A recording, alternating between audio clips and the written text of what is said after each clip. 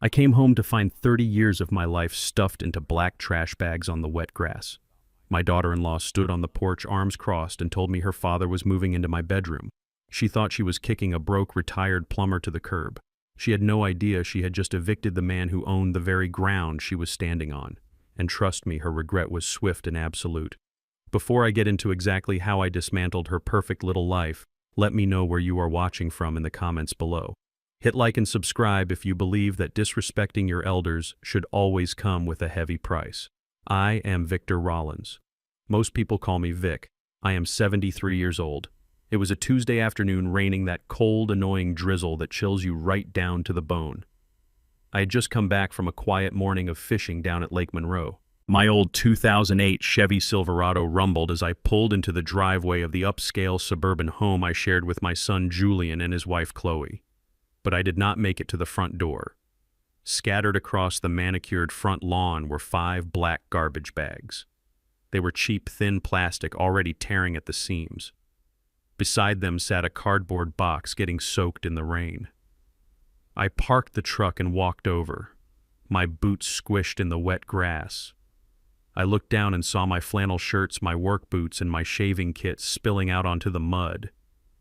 And there, sitting right in the center of that soggy cardboard box, was a beautiful mahogany urn.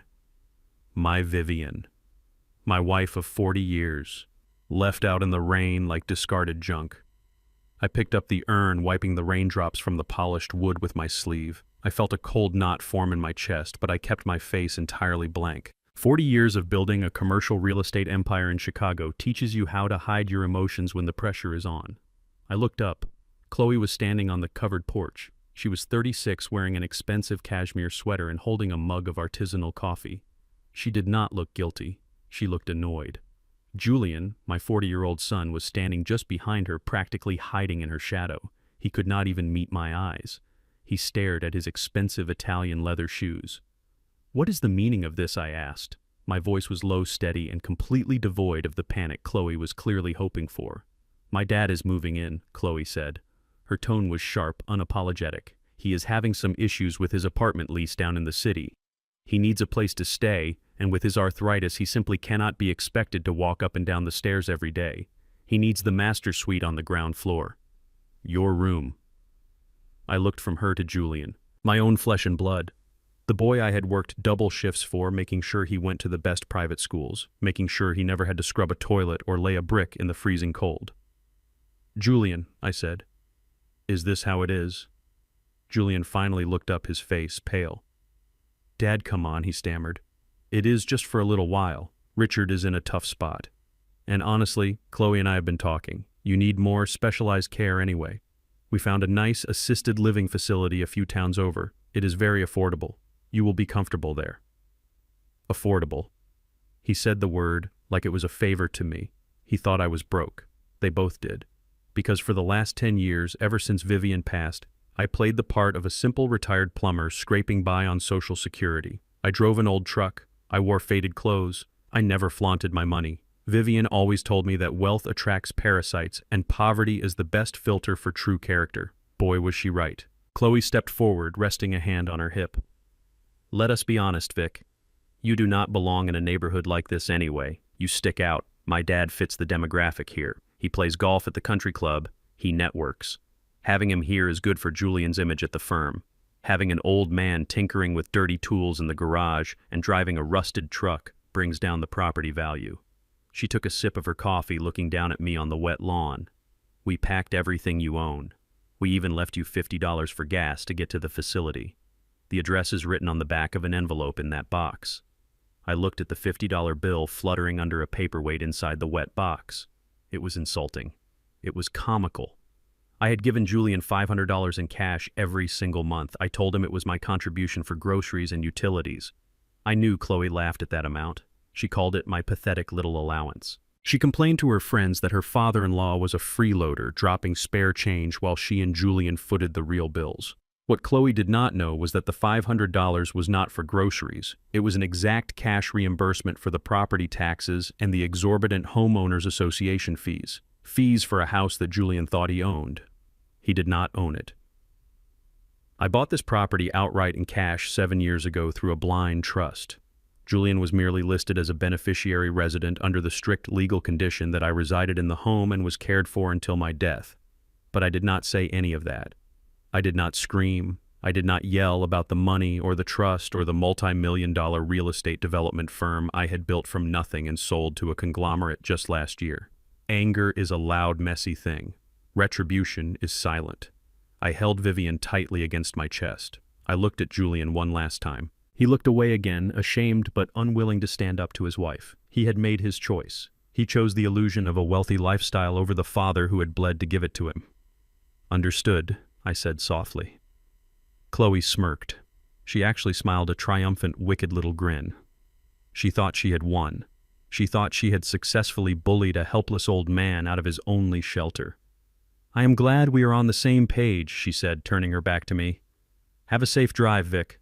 The front door clicked shut, the deadbolt engaged. I stood alone in the rain for a moment longer. I carefully placed Vivian inside the cab of the Silverado safely on the passenger seat. Then I grabbed the trash bags full of my clothes and tossed them into the truck bed. I did not take the $50. I left it there in the mud. Just as I closed the tailgate, a sleek silver BMW pulled up to the curb. Out stepped Richard, Chloe's father. He was 65, wearing pristine golf attire, a pastel polo shirt, and a smug expression. He popped the trunk and started pulling out custom leather golf bags. He saw me standing by my old truck in the rain. He paused, looking me up and down with that familiar subtle disgust he always wore around me. "Moving out, Vic," he called out, not offering a hand. "Shame. But you know how it is. Sometimes you have to make room for an upgrade. This neighborhood requires a certain pedigree, you understand." I looked at Richard. A man wearing expensive clothes, driving a leased luxury car, trying to act like royalty, while moving into a room that was not his. I knew men like Richard. All show no substance. A house of cards waiting for a strong breeze. "I understand perfectly, Richard," I replied. "Enjoy the house." I got into the driver's seat of my Chevy. I turned the key and the old engine roared to life. I put the truck in gear and slowly drove away from the beautiful two-story brick house. I looked in the rearview mirror and saw Richard struggling to carry his heavy golf clubs up the driveway, acting as if he owned the world. They all thought they had won. They thought they had discarded a heavy burden. They had no idea that by locking that front door, they had just initiated their own financial and social ruin. I wiped the rainwater from my face.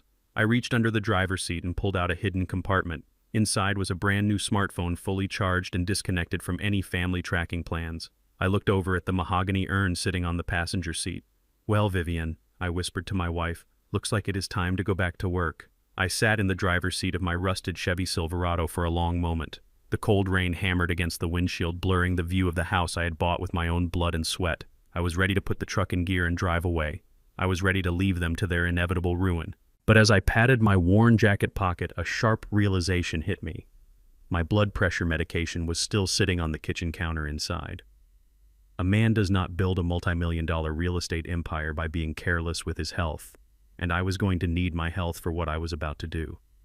I turned off the ignition. I took a deep breath, letting the cold air fill my lungs. I stepped back out into the freezing drizzle. I walked slowly up the concrete driveway, stepping past the black plastic trash bags that contained 30 years of my life. As I approached the steps of the porch, a harsh, violent sound broke through the noise of the rain. It was the sound of heavy wood scraping aggressively against concrete. I stopped dead in my tracks at the bottom of the steps. Richard was there. Chloe's father was dragging a heavy wooden porch swing across the beautiful mahogany deck. It was not just any piece of furniture. I had built that swing with my own two hands over 3 decades ago. My late wife Vivian and I had spent an entire weekend painting it a soft, pristine white. We used to sit on that swing every summer evening, drinking sweet tea and watching the neighborhood children ride their bicycles down the street. It was her sanctuary. It still smelled like her favorite lavender perfume in my memory. Richard did not care. He heaved the swing over the edge of the porch with a grunt of exertion. It crashed down onto the wet grass right next to my bags of clothes. I heard a sickening crack as the left armrest splintered into jagged pieces. The wood we had sanded down so carefully was destroyed in a single careless second.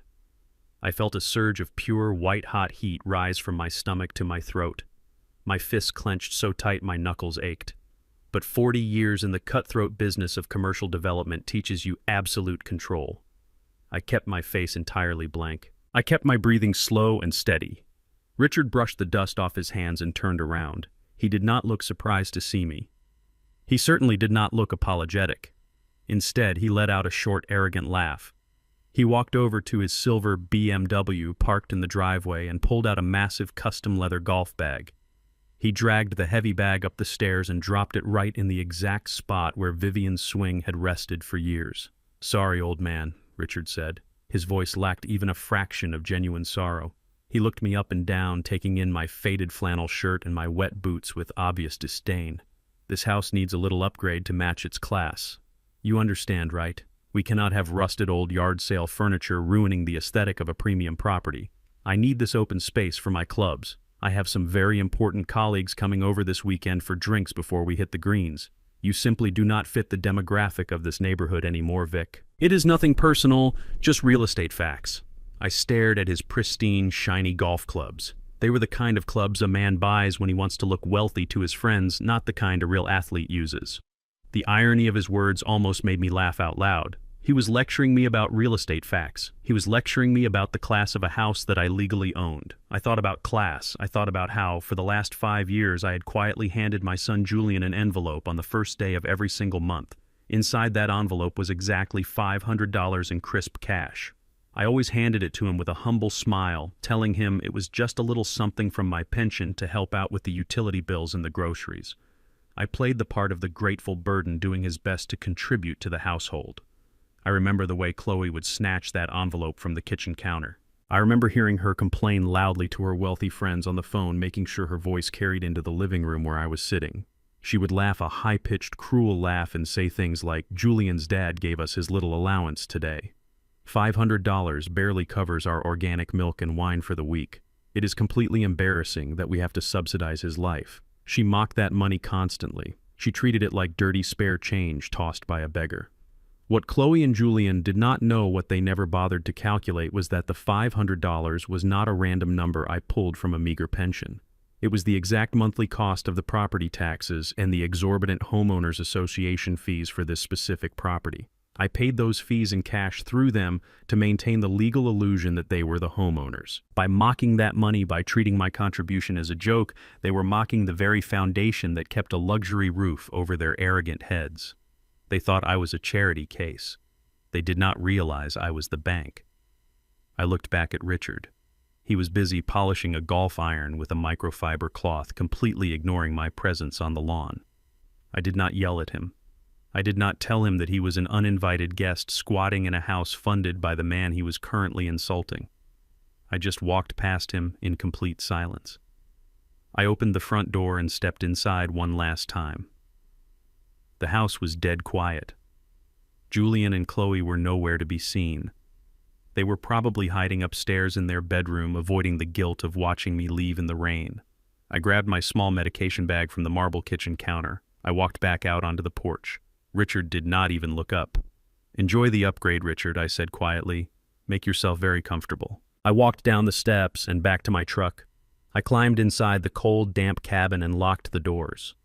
I started the engine, hearing the familiar deep rumble of the old motor. I drove away, leaving my trash bags and my wife's broken wooden swing on the lawn.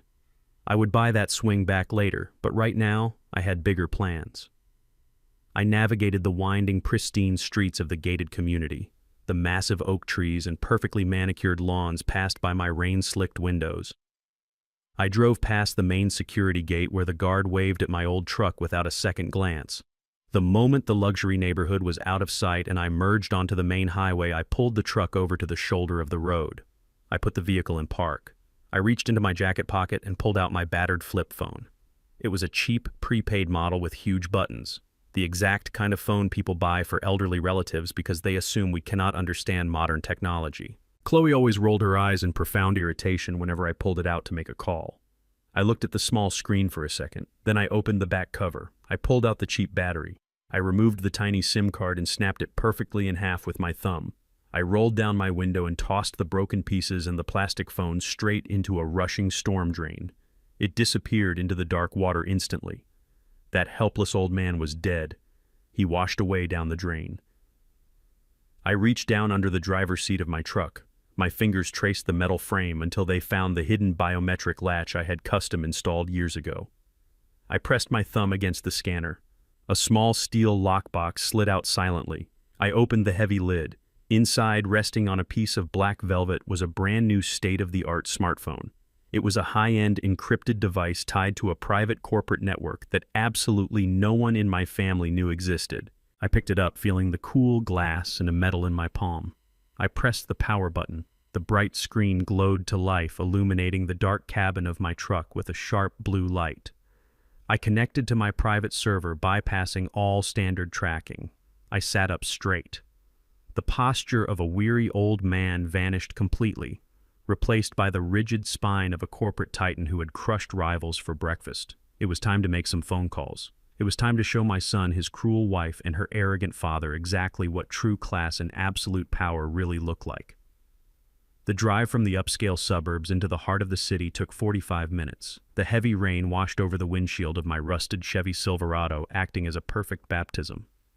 With every mile that passed, the persona of the frail, dependent old man washed away, leaving behind the hardened, calculated architect of a real estate empire. I bypassed the modest motels on the highway and drove straight into the downtown financial district, pulling my battered truck right up to the grand illuminated entrance of the Waldorf Astoria. The valet, a young kid in a pristine uniform, stepped forward and froze. He looked at my truck dented and caked in suburban mud and then looked at the line of Bentleys and Porsches waiting behind me. He hesitated, unsure if he should open my door or ask me to move along to the service entrance. I did not give him the chance to decide. I stepped out into the rain wearing my wet boots and my faded flannel shirt and handed him the keys. "Park it carefully, son," I said, handing him a crisp $100 bill. His eyes widened and he immediately stood at attention, nodding as he took the keys. I walked through the heavy revolving doors and stepped into the lobby. It was a cathedral of marble crystal chandeliers and quiet wealth.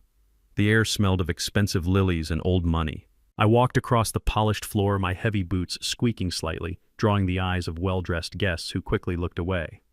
I approached the front desk. A young man in a sharp, tailored suit looked up from his computer. He took one look at my wet clothes, my weathered face, and my calloused hands.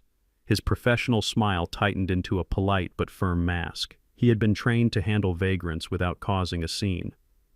"Good evening, sir," he said, his voice dripping with that polished corporate condescension. "I am afraid if you are looking to get out of the rain, the public transit station is just 2 blocks down the street. Our lobby is reserved for hotel guests only." I did not blink. I did not raise my voice. I leaned slightly against the cold marble counter and looked him dead in the eye. "Good evening," I said, my voice deep and unwavering. "I need a suite. The largest one you have available. I will be staying indefinitely." The young man let out a soft, patronizing sigh. "Sir, I assure you we are completely fully booked. And even if we were not, our standard rooms begin at over $1,000 a night. Perhaps there is a more suitable accommodation for you outside the downtown area." He reached for a notepad, clearly intending to write down the address of a cheap motel. I reached into my wet jacket pocket. I did not pull out a worn leather wallet. I pulled out a solid titanium American Express Centurion card, the infamous black card. I placed it flat on the marble counter. It made a heavy, distinct clink that echoed in the quiet lobby. I placed my platinum driver license right next to it. The clerk looked down. He saw the black metal. He saw the name embossed in silver, Victor Rollins. I watched the color completely drain from his face.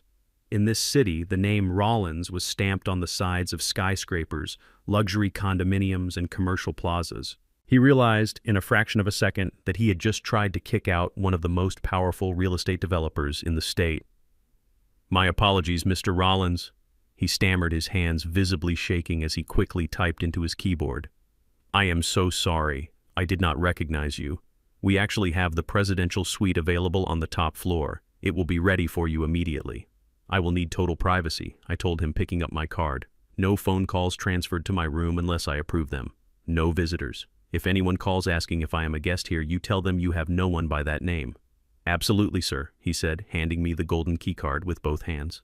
5 minutes later, I was standing in the center of a 3,000-square-foot penthouse suite. Floor-to-ceiling windows offered a panoramic view of the glowing city skyline. I walked into the massive marble bathroom, stripped off my wet, pathetic disguise, and took a long, burning hot shower. When I stepped out, I wrapped myself in a thick plush robe. I walked over to the fully stocked mahogany bar, poured myself a neat glass of 20-year-old bourbon, and sat down in a leather armchair overlooking the city. I picked up my encrypted smartphone. It was time to make the call that would set the demolition in motion. I dialed a private number. It rang twice before a sharp, commanding voice answered. Sterling Pierce, attorney at law. Sterling was a 60-year-old African-American bulldog of a lawyer. We had grown up in the same rough neighborhoods on the South Side. I built buildings and he built airtight legal fortresses. He was the only man who knew the absolute entirety of my wealth and my strategies. Vic Sterling said, his tone shifting from professional to familiar. It is late. Do not tell me you are calling about the downtown zoning permits at this hour. No, Sterling, I replied, taking a slow sip of the bourbon. I am calling about Julian and Chloe. They just threw my belongings out onto the front lawn. Her father is moving into my bedroom as we speak. There was a heavy, pregnant silence on the other end of the line. When Sterling spoke again, his voice was ice cold. They actually did it. They kicked you out. They did. I confirmed. Julian stood right there and let it happen. They told me to go to an assisted living facility. They think I am destitute, Sterling. Chloe even had the nerve to leave me a $50 bill in a cardboard box for gas money. I heard Sterling let out a low, dark chuckle, a laugh that meant someone was about to lose absolutely everything. $50, Sterling repeated. She left a multimillionaire $50. Vic, please tell me you are ready to drop the hammer. I have been sitting on this paperwork for 5 years, waiting for that boy to show his true colors. I am ready, I said. Walk me through the exact legal standing of the property as of tonight. Sterling shuffled some papers on his desk. The house is entirely owned by the Rollins Family Revocable Living Trust, of which you are the sole trustee and grantor. Julian is listed purely as a conditional beneficiary resident. The singular non-negotiable condition of his residency in that home is that he provides you with adequate shelter care and residence until the day you die. So I murmured, staring out at the city lights. By placing my belongings in the yard and telling me to leave, what exactly did my son do? He breached the primary covenant of the trust, Sterling said sharply. Legally speaking, the moment you drove away from that property under duress, Julian forfeited his right to live there.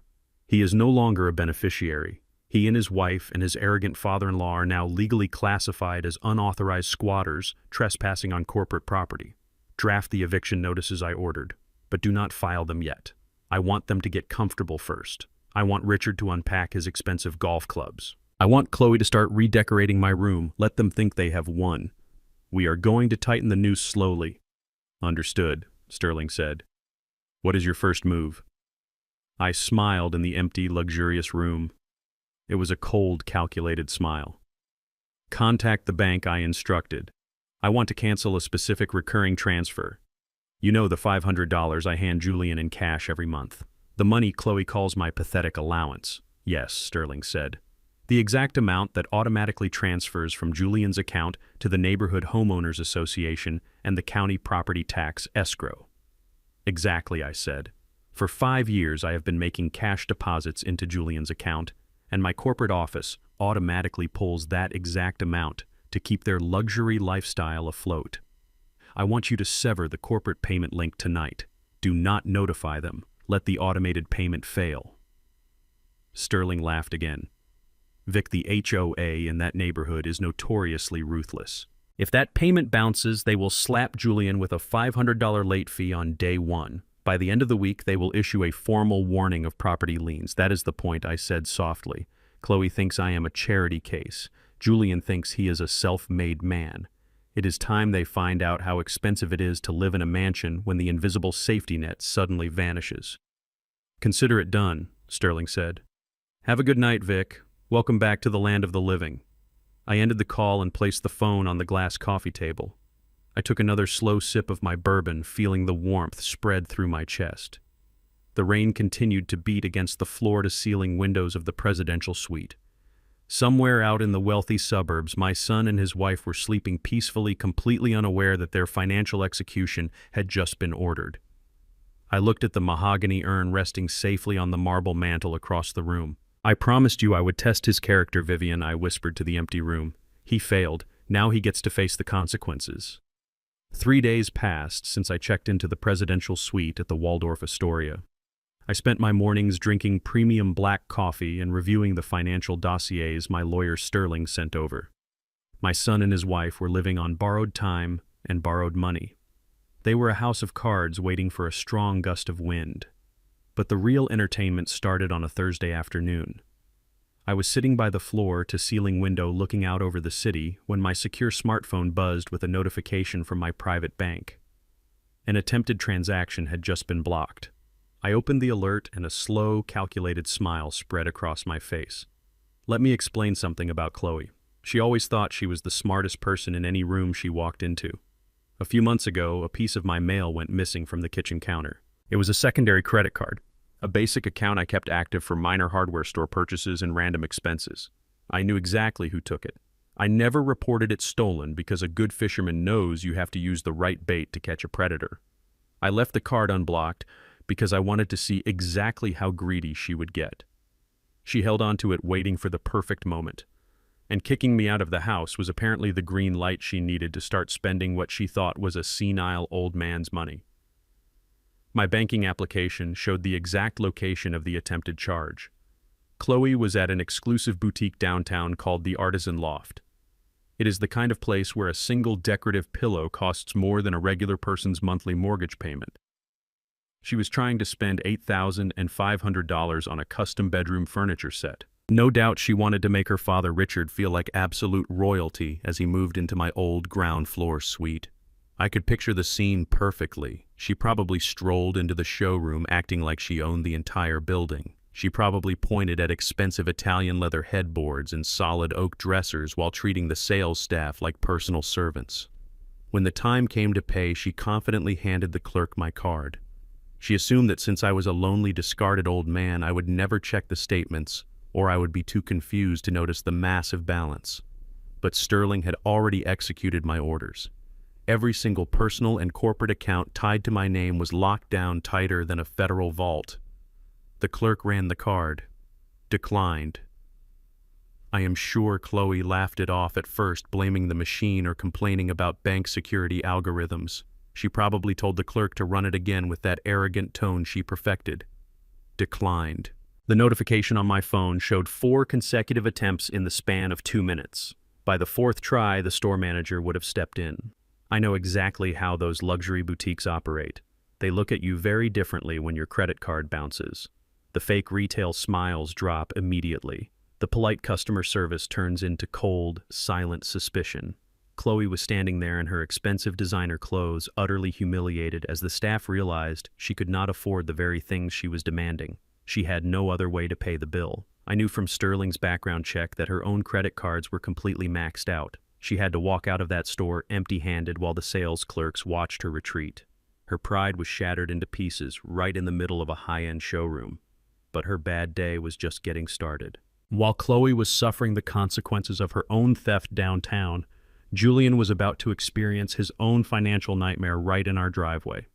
You see, Julian drove a brand new black Tesla Model S. He loved that car more than he loved most people. He always parked it right at the very edge of the driveway so all the wealthy neighbors could see it. He told everyone at his firm that he bought it with a massive year-end bonus. That was a complete lie. He leased it, and he was 4 months behind on the payments. I used to quietly slip him extra cash to cover the arrears so he would not lose face, but that invisible safety net was gone now. At exactly 2 o'clock in the morning, my tablet chimed with a silent alert. It was a notification from the discreet security cameras I had custom installed around the exterior of the house long before they ever thought about kicking me out. I opened the live video feed. A heavy-duty diesel tow truck was backing slowly into the driveway. The flashing yellow lights illuminated the pouring rain reflecting off the pristine paint of the Tesla. 2 men in thick raincoats jumped out and quickly hooked up the front wheels of the luxury vehicle. The front door of the house burst open. Julian ran out into the freezing rain wearing nothing but expensive silk pajamas and a panic-stricken expression. He was waving his arms wildly, shouting at the repo men. I turned up the audio feed on my tablet. Julian was begging them to unhook the car. He promised he would make a double payment the very next morning. He tried to explain who he was and how important his job was. The repo man just shook his head, wiping rain from his face, and handed Julian a laminated piece of paper. "You cannot negotiate with a tow truck driver holding a legal bank order." I watched my 40-year-old son stand barefoot in the cold mud as his ultimate status symbol was dragged away into the dark street. The noise of the tow truck woke up the neighborhood. I saw the porch lights turn on at the house next door. Mrs. Gable, a notorious neighborhood gossip, was standing at her window, watching the entire humiliating spectacle. Julian looked small. He looked desperate and entirely powerless. And then he did exactly what I knew he would do. He reached into his pajama pocket and pulled out his cell phone. He dialed a number he had called countless times before when he was in trouble. A second later, the automated voice from my telecom provider echoed faintly through the security camera audio. "The number you have reached is no longer in service." Julian stared at his glowing phone screen in absolute shock. The rain plastered his hair to his forehead. He dialed again, his fingers shaking. The same automated voice replied. He had tried to call his poor old dad for a quick bailout. He honestly thought he could just cry on the phone, tell me he made a terrible mistake, and ask for a few $1,000s to get his luxury car back from the impound lot. But the old flip phone he was calling was sitting in broken pieces at the bottom of a storm drain. The man he relied on to clean up his messes was officially gone. The next morning, the atmosphere inside that house must have been absolutely toxic. Chloe had no new furniture to impress her arrogant father. Julian had no luxury car to drive to his prestigious firm. He probably had to order a rideshare just to get to work. The walls of their fake wealth were closing in on them rapidly. They were bleeding cash, and they had absolutely no way to stop the bleeding. I kept the security feed running on a secondary monitor in my suite while I ate my breakfast. Around 10 o'clock in the morning, I saw Chloe storm out the back door and walk into the detached garage. She was pacing back and forth, talking frantically on her phone. She was looking for something, anything of value to liquidate. They needed fast cash to save their sinking ship. Then she stopped pacing. She was staring directly at the back wall of the garage. Against that wall sat my vintage tool collection and several antique clocks I had meticulously restored over the years. We are not talking about cheap hammers and rusty nails from a local hardware store. These were rare 19th century woodworking tools, pristine hand planes, and solid brass levels. Collectors pay tens of thousands of dollars for authentic items like those. Vivian and I spent decades traveling the country hunting for them at exclusive estate sales. Through the camera, I watched Chloe walk over to the locked display cabinets. She found the spare key I kept hidden under a workbench. She opened the glass doors and picked up a solid bronze antique plane, examining it closely. I could almost see the greed calculating in her eyes. She pulled out her phone and started taking high-resolution pictures of the entire collection. She opened every drawer, photographing every rare silver wrench and every beautifully restored mantel clock. She thought it was just a bunch of old junk left behind by a senile retired plumber. She figured she could post the items online and sell them for a few $100 to cover their immediate debts. She had no idea she was handling historical artifacts worth more than her entire college education. She justified it to herself by assuming I had abandoned the property so it was rightfully hers to sell. I took a slow sip of my coffee and smiled. She was actively planning to sell property that did not belong to her. Property housed inside a garage she had no legal right to occupy. The trap was setting itself flawlessly. She thought she was finding a clever way out of her financial hole, but all she was doing was handing me the exact evidence I needed to put her in a real prison. I picked up my secure phone and dialed Sterling. I told my lawyer to get a private appraiser ready and to begin heavily monitoring all the local online auction sites. Chloe was about to cross the line from being a cruel daughter-in-law to a felony criminal, and I was going to make sure the entire world watched her fall. I was sitting at the massive mahogany dining table in my penthouse suite when Sterling Pierce walked in. He did not bother knocking. He had a golden key card and a thick manila folder tucked under his arm. He poured himself a glass of water from the wet bar and sat down directly across from me. He looked like a predator who had just found a wounded animal in the woods. He slid the folder across the polished wood. I opened it. It was the background check from the private investigator we had hired to look into Richard. Let me remind you about Richard. He was the man who dragged my wife's antique swing off the porch to make room for his golf clubs. He was the man who told me I did not fit the demographic of my own neighborhood. He carried himself like a retired Wall Street titan. He wore pastel polo shirts and talked about his colleagues at the country club. He looked down on me because I wore faded flannel and drove a rusted truck. But the documents in front of me told a very different story. Richard was a fraud. He was a complete and absolute failure. He was not having minor issues with his apartment lease down in the city.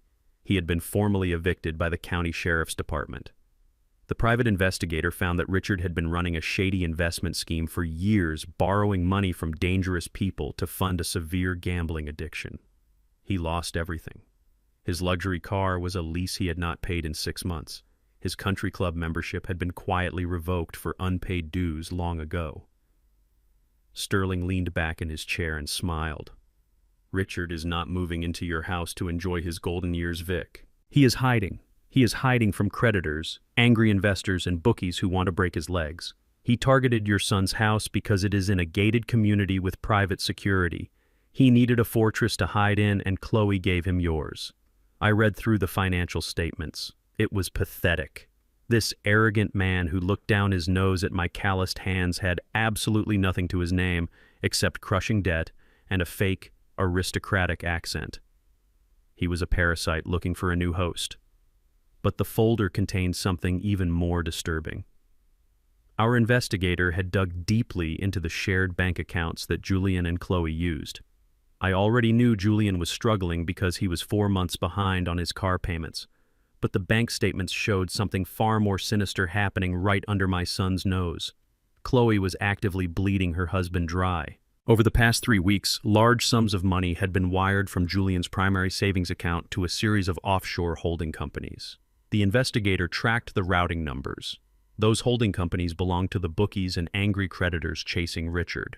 Chloe was stealing Julian's hard-earned money to pay off her father's gambling debts. She was funneling thousands of dollars out of their joint accounts while Julian was busy working 60-hour weeks at his firm.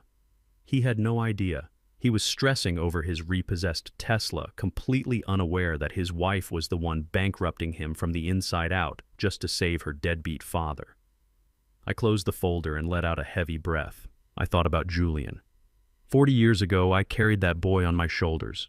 I promised Vivian I would protect him. I gave him every advantage I never had growing up on the South Side. I paid for his education so he would never have to lay a brick in the freezing cold. And now he was a weak, blind man, letting a manipulative woman and a cowardly old fraud destroy his life.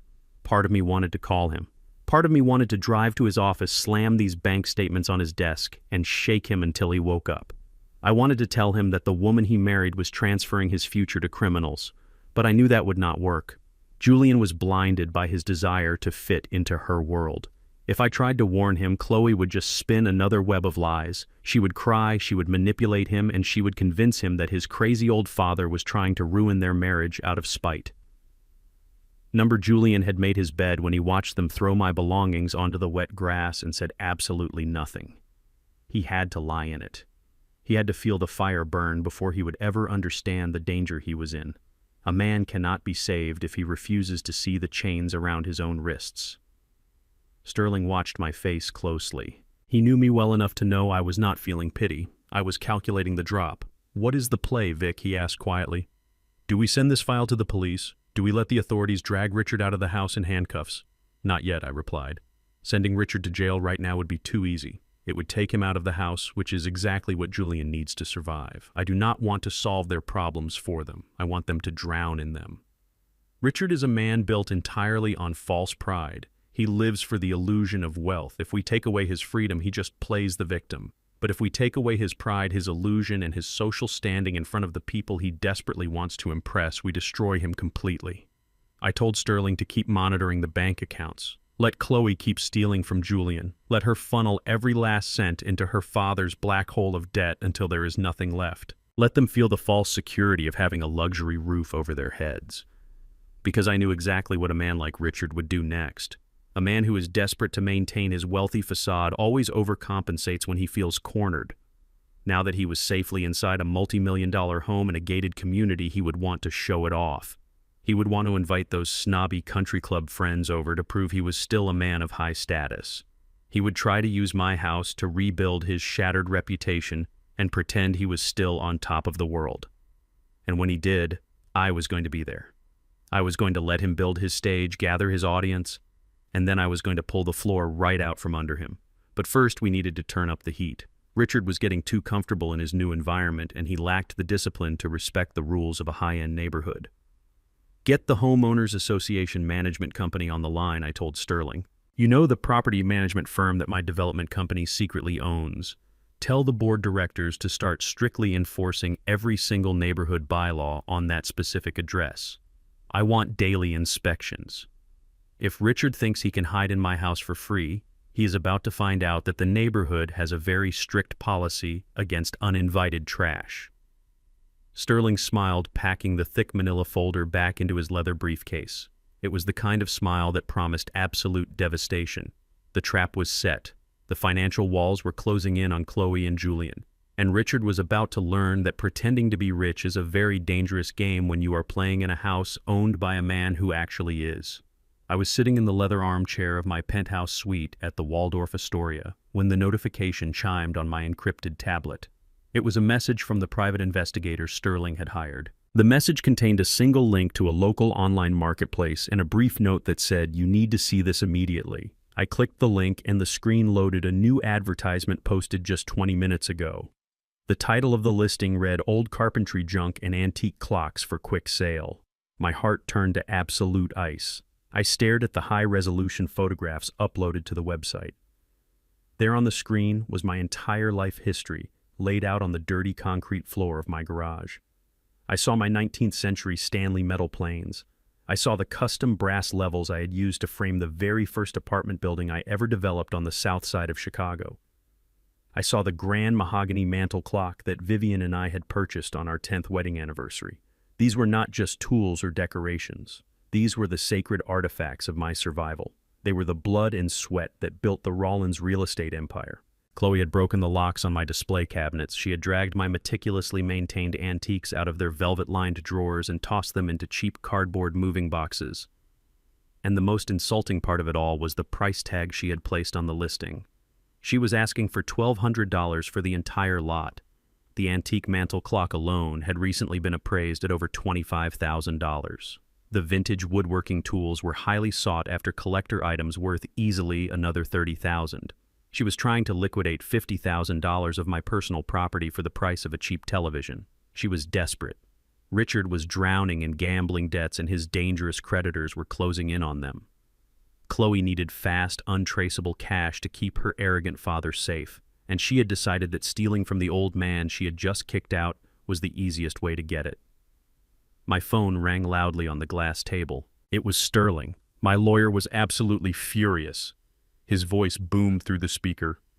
"Vic, tell me you are looking at the same website I am looking at right now. Tell me you see what that entitled woman is doing to your property. I am calling the police chief right now. We are sending a squad car to the house. We are going to have her arrested for grand larceny before she can hand those items over to some random pawn shop." I took a slow sip of my black coffee. I watched the city traffic moving silently far below my window. "Calm down, Sterling," I said. My voice was completely steady. My calmness seemed to frustrate him even more. "Calm down," he repeated. "Vic, she is actively fencing stolen goods across state lines using the internet. She is committing a federal crime right in your garage. If she sells those tools to a stranger, you might never get them back.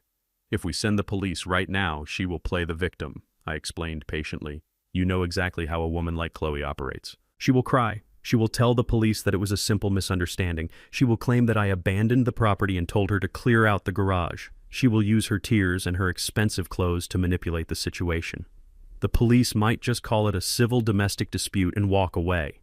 I do not want a domestic dispute, Sterling. I want a felony conviction with absolutely no room for negotiation. We are not going to stop her from selling my property. We are going to help her do it." Sterling fell silent on the other end of the line. His legal mind caught up to my strategy instantly. "You want to set up a controlled buy?" he asked quietly. "Exactly," I replied. "Call Thomas." Thomas was one of the best acquisitions brokers my development firm employed.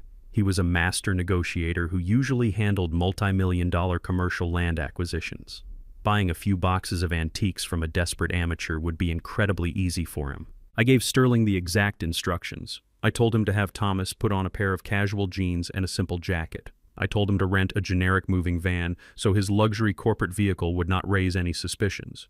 Thomas was to withdraw $3,000 in cash from the corporate petty cash fund, but most importantly, Thomas had to wear a hidden button camera. I wanted high-definition video and audio of the entire transaction. I wanted to see her face and hear her lies. Within an hour, the trap was perfectly set. I sat in my hotel suite watching the live video feed stream directly to my laptop. The camera lens was hidden in the button of Thomas' jacket. I watched as he pulled the rented van into the driveway of my house. The rain had stopped, but the sky was still heavy and gray. Thomas walked up to the garage and knocked. The heavy door slowly rolled up.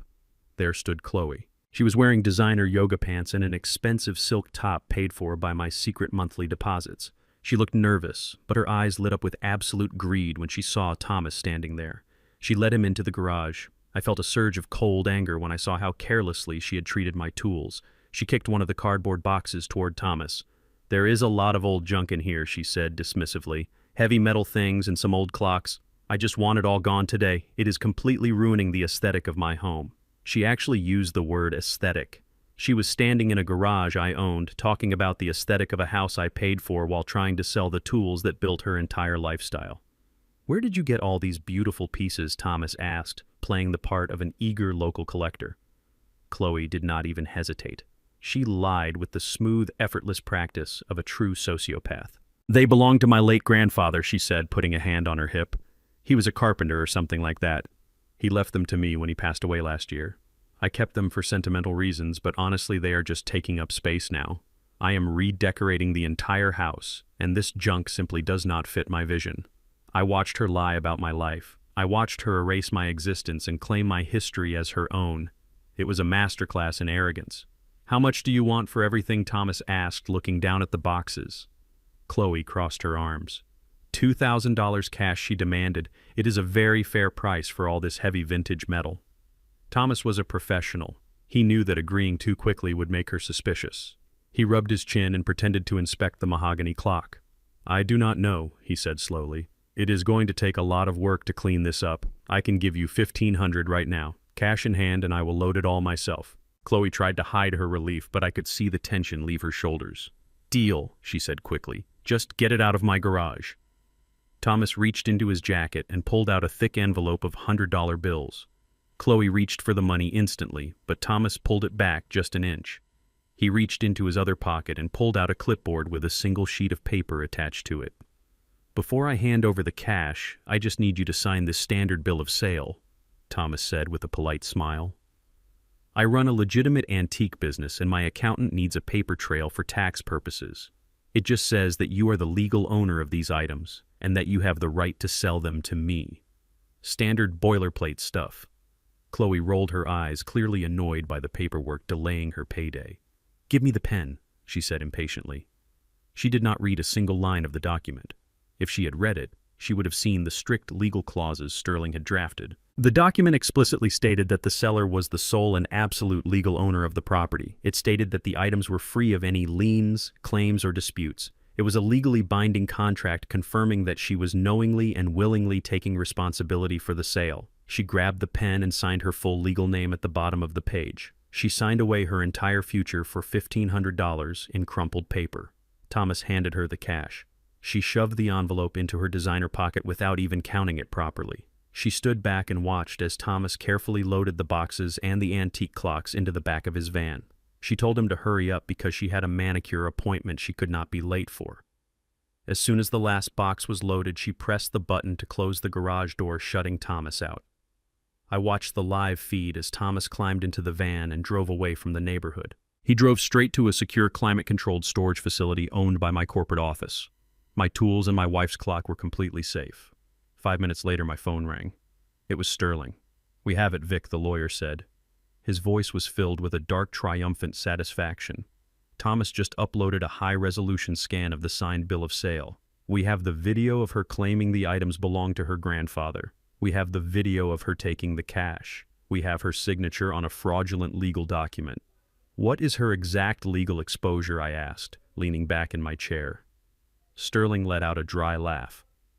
By posting the items online, crossing state digital commerce lines, and selling property valued at over $50,000, Chloe has committed felony grand theft, felony wire fraud, and trafficking in stolen goods. The signed bill of sale removes any possible defense of ignorance or misunderstanding. She documented her own crime perfectly. If we hand this file to the district attorney today, she is looking at a minimum of 5 to 10 years in a state penitentiary. The legal noose was officially tied. Chloe thought she had solved her immediate cash flow problem. She thought she had outsmarted a helpless old man and saved her arrogant father from his violent creditors. She had absolutely no idea that she had just handed me the precise weapon I needed to destroy her entirely. I looked out the window at the sprawling city. The trap was springing shut exactly as I had designed it. Chloe had sold her soul for a handful of cash, and very soon I was going to collect the debt. Chloe sold my tools for a fraction of their true value. She handed that stolen cash directly to her father. Richard used that money to temporarily buy off his aggressive creditors. With the immediate threat of violence removed from his life, Richard grew incredibly bold. He forgot he was an uninvited guest. He decided it was time to establish his dominance in the neighborhood. He wanted to prove to the wealthy residents of my gated community that he belonged there. But Richard did not know how real wealth behaved. He only knew the loud, obnoxious stereotypes of fake money. On a sunny Saturday afternoon, I watched my security monitor in absolute disbelief.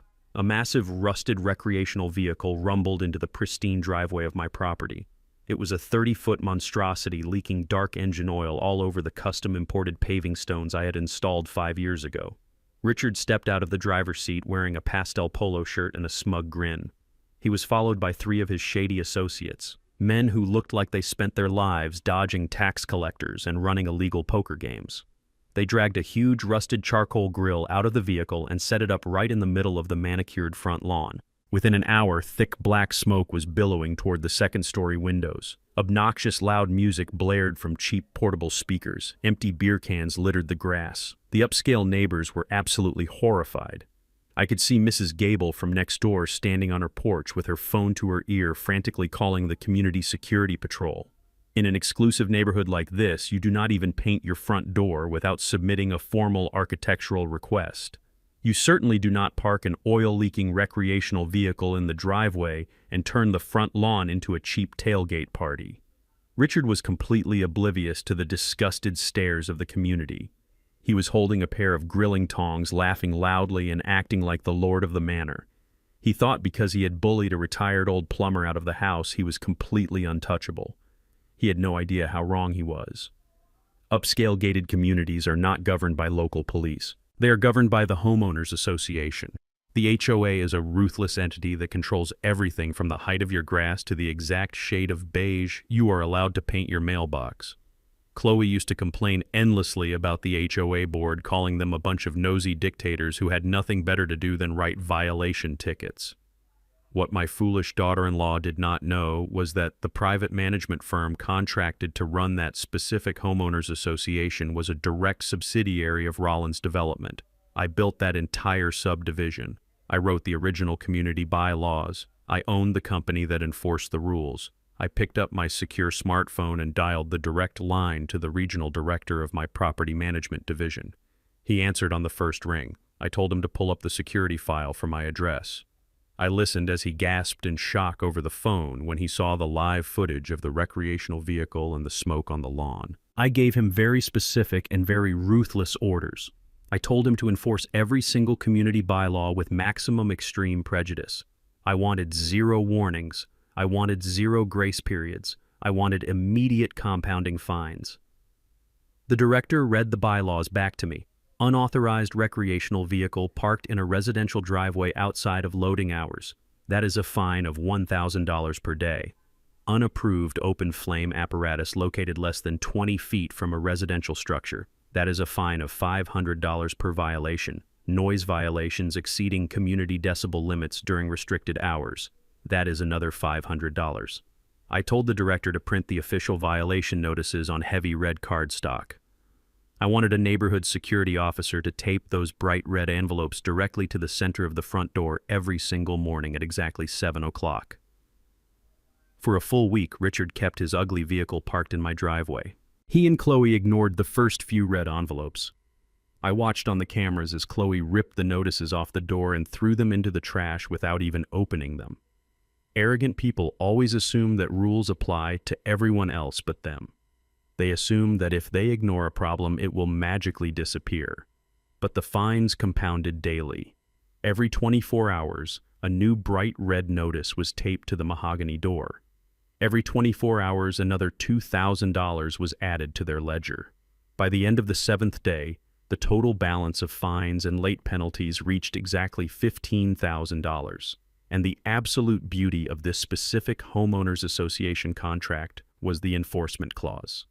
The bylaws clearly stated that if fines were not paid in full within 10 days, the management company had the legal right to place a lien on the property and initiate immediate foreclosure proceedings. The hammer finally dropped on a Tuesday evening. I sat in my suite drinking a glass of scotch, watching the camera feed as Julian returned home from work. He looked entirely broken. Since his luxury car had been repossessed, he was forced to take a cheap taxi back to the suburbs.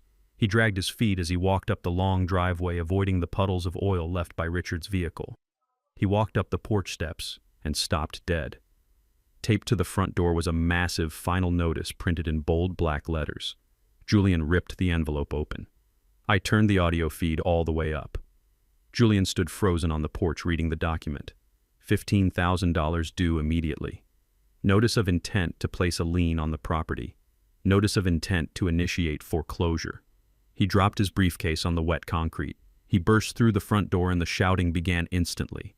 The audio feed picked up every single desperate word. Julian was screaming at the top of his lungs. He demanded to know why there was a $15,000 fine on his house. He demanded to know why a rusted vehicle was still parked in his driveway. Chloe rushed into the hallway trying to calm him down. She told him to lower his voice and just pay the stupid neighborhood fines out of his savings account. That was the moment Julian completely snapped. He screamed that he had no savings left. He screamed that his bank accounts were entirely empty and he had no idea where the money went. He did not know Chloe had stolen his money to pay off the loan sharks, but he knew he was completely broke. Richard walked out of the ground floor master suite holding a glass of wine. He looked at Julian with pure disgust. Richard told his son-in-law to stop acting like a coward and fight the neighborhood board like a real man. The sheer audacity of Richard telling Julian to be a real man pushed my son over the edge. Julian screamed that he was drowning. He screamed that his car was gone, his money was gone, and now he was about to lose his house because of a stupid barbecue. He pointed a trembling finger at Richard and demanded that the vehicle be removed immediately. Chloe stepped between them, defending her father. She yelled at Julian, calling him pathetic and weak for cracking under pressure. The perfect wealthy family was completely tearing each other apart in the front hallway of a house they did not even own. The walls were closing in and the panic was beautiful to watch. The pressure cooker was finally cracking and they had absolutely no one to blame but themselves. I needed to look my son in the eye one last time. I needed to know if there was even a single shred of the boy I raised left inside that hollow man. I told my lawyer Sterling to leave a breadcrumb. We deliberately forwarded a piece of junk mail from my old address to a cheap motel on the absolute worst edge of the city. But I was not going to let Julian walk into the Waldorf Astoria and see the penthouse. That would completely ruin the grand finale. Instead, I paid $40 in cash for a dingy room that smelled of stale cigarettes and damp carpet. I put on my old faded flannel shirt and my scuffed work boots. I sat on the edge of a sagging mattress and I waited for the rat to take the cheese. It did not take long. Desperation makes a man run very fast. At exactly 3 p.m, a heavy, frantic knock rattled the thin wooden door of the motel room. I walked over and opened it. There stood my 40-year-old son. Julian looked like he had aged 10 years in the span of a single week. His expensive designer suit was wrinkled and stained with sweat. He had dark circles under his eyes and his hands were trembling uncontrollably. He must have taken a city bus or a cheap cab to get here because his precious luxury car was currently sitting in a bank impound lot. He did not even bother to say hello. He did not ask how his elderly father was surviving in a miserable $40 motel room. He did not ask about the urn containing his mother's ashes. He just pushed past me into the small room, running his hands over his face in pure, unadulterated panic.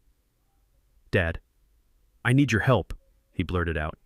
His voice was cracking under the heavy weight of his own massive failures. "Everything is falling apart completely. The homeowners association is trying to foreclose on the house. They slapped us with $15,000 in daily fines because Richard parked some rusted, leaking recreational vehicle in the driveway and he absolutely refuses to move it. My car got repossessed in the middle of the night. My bank accounts are completely empty and I do not even know how it happened. Chloe is screaming at me day and night, telling me I am a failure. Dad, I am drowning here. I am going to lose everything. He fell to his knees right there on the dirty motel carpet. The golden boy of this corporate firm begging on a stained floor. He looked up at me with tears streaming down his face, playing the ultimate victim. I need your retirement savings, Dad, he sobbed. I know you have that emergency fund from your plumbing days. I know you always kept cash stashed away for a rainy day. I just need $20,000 right now to clear the neighborhood fines and get my car out of the lot before I lose my job. I swear to God, I will pay you back. I will pay you back every single penny with interest. Just please do not let me lose my house. I looked down at my only son. 40 years ago, I promised Vivian I would work my fingers to the bone to make sure this boy grew up strong and honorable. I failed. He was a weak coward begging for a financial bailout from the very man he threw out into the freezing rain just days ago. He did not care that I was allegedly living in poverty. He only cared about saving his fake wealthy image and appeasing his toxic wife. But despite my cold, calculating anger, the blood running through my veins is still a father's blood. I had to give him one final test. I had to offer him one absolute chance to save his own soul. I walked over to the cheap laminate desk and picked up my old leather wallet. I pulled out a blank checkbook. Julian stared at it like a starving dog looking at a piece of raw meat. I took a pen from my pocket and held it over the paper. I can give you the money, Julian, I said softly. My voice was completely steady and dead serious. I can write a check right now that will clear every single debt hanging over your head. I can save the house. I can save your job. I can make the immediate pain go away. Julian's eyes lit up with profound, desperate relief. Oh, thank God, he sobbed, reaching out his trembling hand toward the checkbook. Thank you, Dad. I knew you would not abandon me. I knew you would understand. But I pulled the checkbook back just an inch, keeping it out of his reach. I am not abandoning you, I said, looking deep into his eyes. But this money comes with a strict, non-negotiable condition. I will give you the funds to save the house right now if you stand up like a real man. You go back to that house today, you pack Richard's bags, and you throw him out onto the exact same wet grass where you left my belongings. You evict that arrogant parasite. You tell Chloe she will respect the man who put a roof over her head, and you bring me back to my home. You choose your father over a fraud. You establish your boundaries. Do that, and your debts vanish today. The absolute relief on Julian's face evaporated instantly. It was replaced by a look of sheer, unadulterated terror. He slowly pulled his hand back from the desk. He looked at the dirty motel carpet and then up at the stained ceiling, unable to hold my gaze. The silence in the small room was deafening. "Dad, I cannot do that," he whispered. His voice was pathetic. It was a weak, trembling sound of a man completely broken by a woman. "Chloe will divorce me. She will take everything I have left. She loves her father. He is just going through a rough patch right now. If I kick Richard out, she will leave me, and my life will be entirely over." He wiped his nose on his expensive suit sleeve. He took a deep breath and had the absolute audacity to look at his father and say the most unforgivable words I have ever heard in my 73 years of life. "Dad, just bear with it for a little while," he pleaded. "I mean, look at this awful place you are in right now. The nursing home Chloe found is really not that bad. It is clean. You will have warm meals and nurses to look after you. You are old, Dad.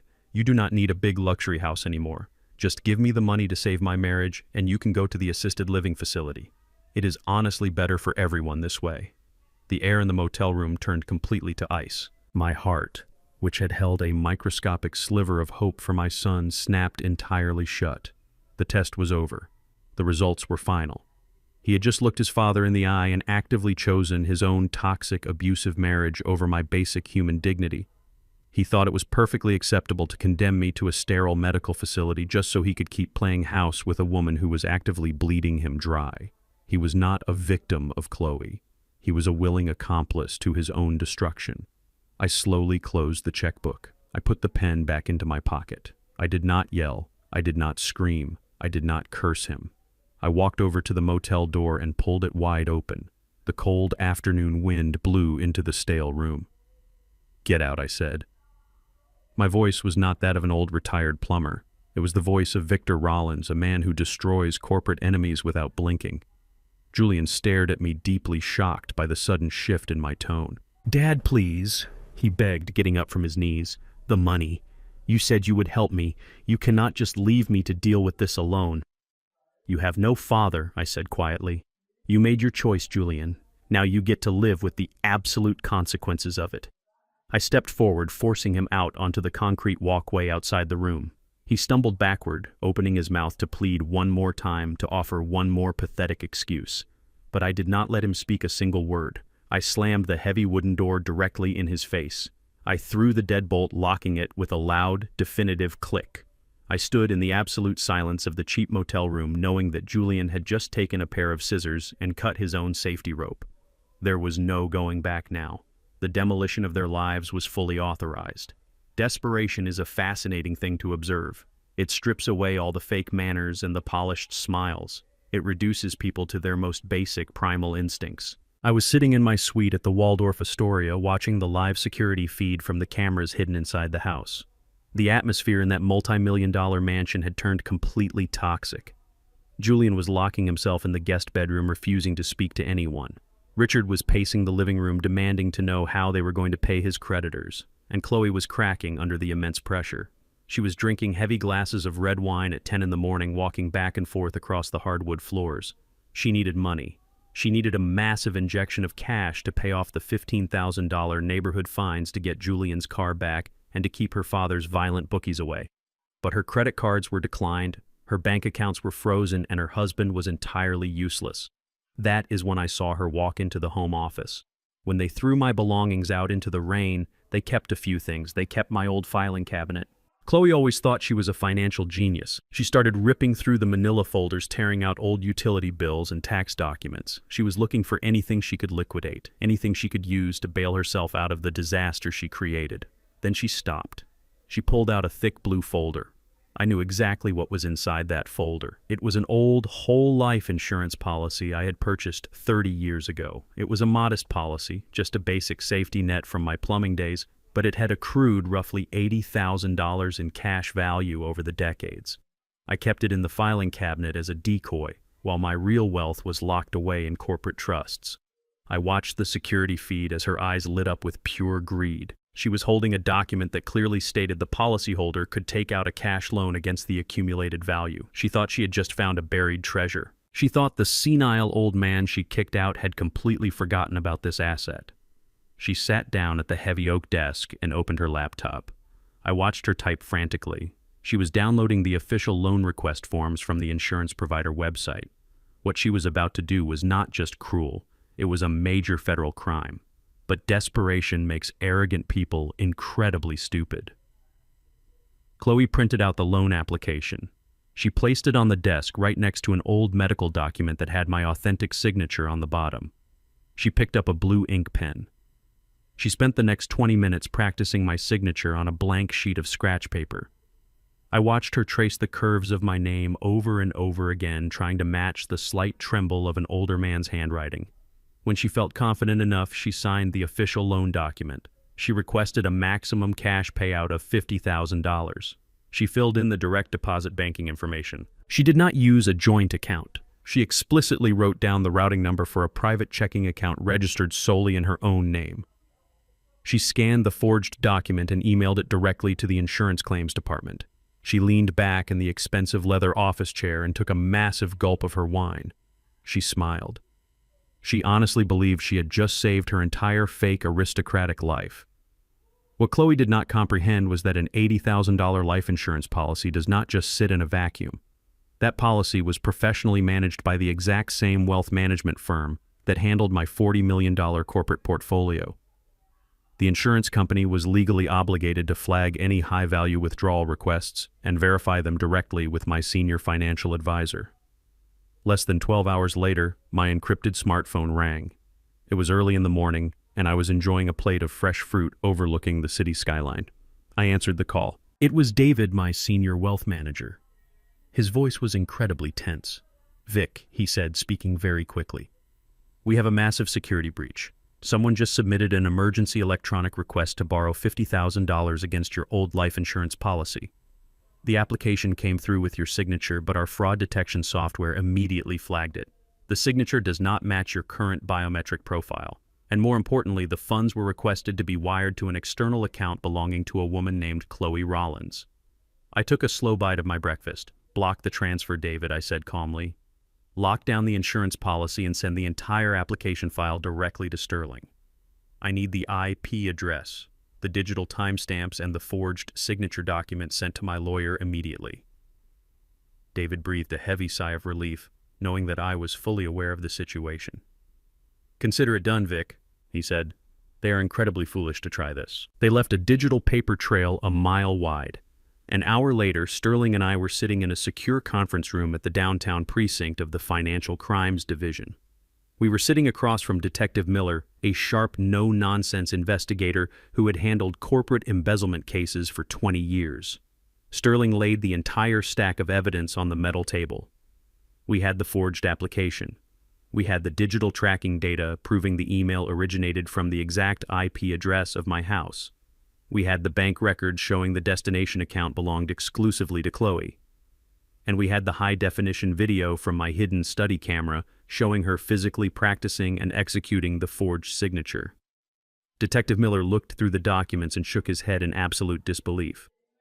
This is not just a simple mistake, he said, tapping the glossy photograph of Chloe signing the paper. This is textbook felony, wire fraud, identity theft, and attempted grand larceny. She forged a financial instrument to steal $50,000 from a senior citizen. In this state, elder financial abuse carries enhanced mandatory sentencing. She is looking at a minimum of 7 to 12 years in a state penitentiary for this stunt alone. Detective Miller closed the folder and stood up. He reached for the heavy police radio clipped to his belt. I am sending 2 squad cars to that address right now, he said. We will pull her out of that house in handcuffs before lunchtime. The local prosecutor is going to have a field day with this evidence. I stood up and placed my hand firmly over his radio, stopping him from making the call. My lawyer Sterling watched me closely, knowing exactly how my mind operated. Do not send the cars. Detective, I said. My voice was low and commanding. Detective Miller looked at me with deep confusion. Vic, she is actively trying to rob you, he argued. We have the absolute smoking gun. Why on earth would you want to wait? If we arrest her now, we stop any further damage. Because arresting her on a quiet Wednesday morning in her pajamas is far too easy, I explained. She humiliated me in front of my own son. She threw the ashes of my dead wife onto the wet grass. She looked me in the eye and told me I was worthless. I do not want her to go quietly into the back of a police cruiser while the neighbors are at work. I want her to feel absolute safety. I want her to think her fraudulent loan was approved. I want her to believe she has won the game. She thrives on attention and social status. She loves to put on a show for the wealthy people she wants to impress. I looked at Sterling and then back to the detective. I want to build a stage for her, I continued. I want her to gather every single arrogant person she knows into one room. I want her father Richard to be there bragging about his fake wealth. And when they are at the absolute peak of their arrogance, when they feel completely untouchable, that is when you can put the handcuffs on her. Detective Miller slowly took his hand off the radio. He looked at the undeniable evidence on the table and then looked at the cold determination in my eyes. He nodded slowly, understanding the sheer magnitude of the retribution I was planning. I can hold the arrest warrant for a few days, Vic the detective said quietly. But when you give the signal, my officers are coming in through the front door. I smiled a dark, calculated smile. Thank you, detective, I said. Just keep your men ready. The curtain is going to rise very soon, and I promise you, it will be the greatest show this city has ever seen. There is a very specific kind of peace that washes over a house when the people inside it believe they have just gotten away with a massive crime. I watched it happen in real time on my security monitors. My financial team had manipulated the automated email system from the insurance company. We sent Chloe a generic message stating her $50,000 loan application was currently under final processing and funds would be dispersed shortly. She did not actually have the money, but the mere promise of it completely changed her posture. She walked through my house with her head held high, acting as if she had just won the lottery. Richard sensed this shift in the atmosphere immediately. He is a predator, and predators know exactly when their host has found a new source of blood. He cornered his daughter in the kitchen that Thursday evening. I turned up the audio on my tablet to listen. Richard poured himself a heavy glass of my most expensive imported wine, a bottle he had shamelessly stolen from my private cellar. He leaned against the marble island and began to spin his web. He told Chloe that they needed to make a statement. He said the neighborhood was starting to whisper about the incident with the recreational vehicle and the massive fines from the homeowners association. He knew that the wealthy residents of this gated community smelled weakness. Richard explained that in high society, the only way to defeat rumors of bankruptcy is to project overwhelming absolute wealth. He proposed a housewarming party, a grand, luxurious welcoming gala to officially introduce him as the new patriarch of the estate. But I knew his real motivation. Richard was not just throwing a party to save face with the snooty neighbors. His private investigator file was sitting right next to me on my desk. Richard was completely broke, and his old country club friends had stopped taking his phone calls weeks ago. He needed fresh capital for his fraudulent investment schemes. If he could lure those wealthy, arrogant men into a multi-million-dollar mansion and convince them that his family owned it, he could trick them into opening their wallets. It was a classic confidence scam. You have to look rich to steal from the rich. Chloe absolutely loved the idea. She was completely intoxicated by the delusion of her own grandeur. She told her father they would host the most lavish event the neighborhood had ever seen. When Julian came home from work later that night, he looked terrified. He saw the catering brochures scattered across the dining table. He asked his wife how on earth they could afford to host a massive party when they were facing foreclosure, and his luxury car was sitting in an impound lot. Chloe laughed right in his face. She told him not to worry his pretty little head about the finances. She said she had secured a private loan from a wealthy contact and that all their problems were completely solved. She did not tell her husband that she had committed felony identity theft. Julian, being the absolute coward that he is, simply nodded and walked away. He was so desperate to maintain his fake life that he did not even question where a sudden $50,000 lifeline came from. He just accepted the lie because the truth was too heavy for his weak shoulders to carry. The preparations for the party were absolutely sickening to watch. They were spending ghost money. Money they believed was arriving any second but was actually sitting safely in my frozen corporate accounts. Chloe hired a premium catering service that charged $200 a plate. She ordered silver platters of caviar, imported champagne, and an entire station dedicated to prime rib. She hired a professional valet company to park the cars because she did not want her wealthy guests walking up the driveway. She even hired a live string quartet to play classical music in the grand foyer. They were actively transforming the home my late wife and I built into a theatrical stage for their ultimate deception. Richard took charge of the guest list. He personally drove around the gated community handing out heavy embossed invitations to the doctors, lawyers, and executives who lived on our street. He even drove to the exclusive country club, the very same club that had revoked his membership for unpaid dues, and invited the most arrogant, wealthy men he could find. He told everyone that his successful daughter had just acquired a prime piece of real estate, and he was moving in to oversee the grand renovations. He was selling them a total fantasy, and they were eagerly buying tickets to the show. As I sat in my penthouse suite watching the caterers set up pristine white tents on my back lawn, I felt a deep, profound sense of poetic justice. They were doing all the heavy lifting for me. They were building the exact stage I needed.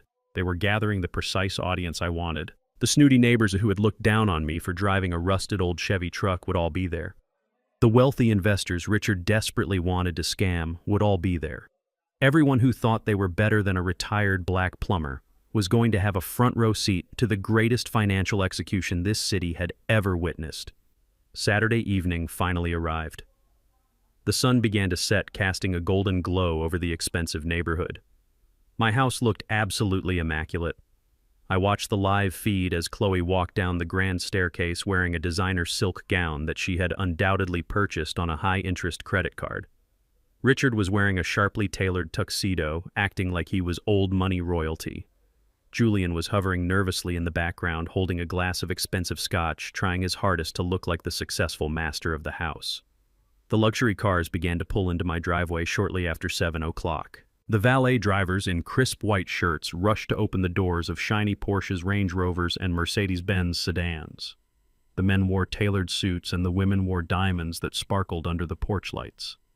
They walked through my front doors handing expensive bottles of wine to Chloe, who accepted them with a fake gracious smile. The string quartet played a soft, elegant melody that echoed through the high ceilings of the foyer. The stage was perfectly, completely set. The champagne was flowing freely. I watched Richard working the crowded room. He was holding court near the fireplace, shaking hands and patting men on the back. I could see him leaning in close, whispering his fraudulent investment pitches into the ears of greedy men who believed they were standing in the home of a billionaire. Chloe was standing in the kitchen, boasting to a group of neighborhood wives about her grand vision for completely gutting and redesigning my old bedroom. She spoke about me as if I was a distant, unfortunate memory. An old man they had mercifully placed into a cheap home so they could finally elevate the property to its true potential. They felt entirely untouchable. They stood in the center of my home, drinking my wine, spending stolen money, and believing they had conquered the world. The absolute peak of their arrogance had been reached. I closed my laptop and turned off the security monitor. It was time to stop watching the screen. It was time to join the party. I picked up my phone and called Sterling. I told my lawyer to grab the folders, the legal notices, and the arrest warrants. I walked over to the closet and pulled out the bespoke $10,000 charcoal suit I had specifically tailored for this exact occasion. It was time to shed the faded flannel shirt for good. It was time to show my daughter-in-law, her arrogant father, and my cowardly son exactly who they had messed with. I turned away from the glowing security monitors displaying the lavish party happening in my home. The visual of Richard sipping my most expensive imported wine and Chloe parading around the grand foyer in a designer dress bought with stolen funds was starting to make my blood boil. But anger is for amateurs and desperate people. Professionals prefer absolute precision and cold calculation. I walked over to the wet bar in the corner of the presidential suite and poured 2 glasses of sparkling water. The quiet luxury of the penthouse was a sharp contrast to the obnoxious noise of the housewarming gala my daughter-in-law was currently hosting. They were celebrating a victory they had not earned using money they did not own. A heavy rhythmic knock echoed through the quiet room. The thick oak door swung open and Sterling Pierce walked in. My lawyer did not look like a man who was working late on a Saturday night. He looked like an executioner arriving at the gallows. He wore a sharp navy blue suit and carried a thick black leather briefcase. He did not say a word as he walked across the plush carpet. He placed the heavy briefcase on the glass coffee table and popped the golden clasps. The metallic sound was as sharp as a gunshot in the silent room. Sterling pulled out the first stack of thick legal paper. It was printed on heavy watermarked stock. He slid it across the glass toward me. I looked down at the documents. The bold black letters at the top read, "Immediate order of property repossession and trust revocation." I read through the clauses my lawyer had drafted so carefully. The document outlined every single violation Julian and Chloe had committed against the strict conditions of the Rollins Family Revocable Living Trust. It detailed the unlawful eviction of the primary grantor, which was me. It detailed the unauthorized occupation by Richard, a man who had no legal standing to even step foot on the driveway. It detailed the unpaid homeowners association fines and the subsequent financial negligence that threatened the estate. But the most beautiful part of the entire document was located on the very last page. There at the bottom right corner was the heavy blue ink signature of a county superior court judge. It was an emergency injunction. It granted my corporate security team the absolute legal authority to enter the premises and forcefully remove all unauthorized occupants immediately. There was no 30-day eviction notice. There was no grace period to pack their bags. There was no lengthy appeals process. Julian had broken a highly specific conditional trust, and the judge had legally stripped him of his home with a single stroke of a pen. The house belonged entirely to the corporate entity now. Sterling did not stop there. He reached back into the leather briefcase and pulled out a second manila folder. This one was marked with the official seal of the local police department Financial Crimes Division. Detective Miller kept his promise, Sterling said quietly. He took the security footage, the forged loan application, and the bank routing numbers directly to the district attorney on Friday afternoon. The prosecutor took one look at the sheer volume of undeniable evidence and pushed it straight to a grand jury judge for an emergency review. Sterling slid the second piece of paper across the table. It was a formal arrest warrant for Chloe. The charges listed were absolutely devastating: felony wire fraud, felony identity theft, grand larceny, trafficking of stolen goods across state lines for selling my antique tools to our undercover broker. There was no bail amount listed on the preliminary warrant. She was going to be taken directly from her extravagant party to the county jail and processed like a common criminal.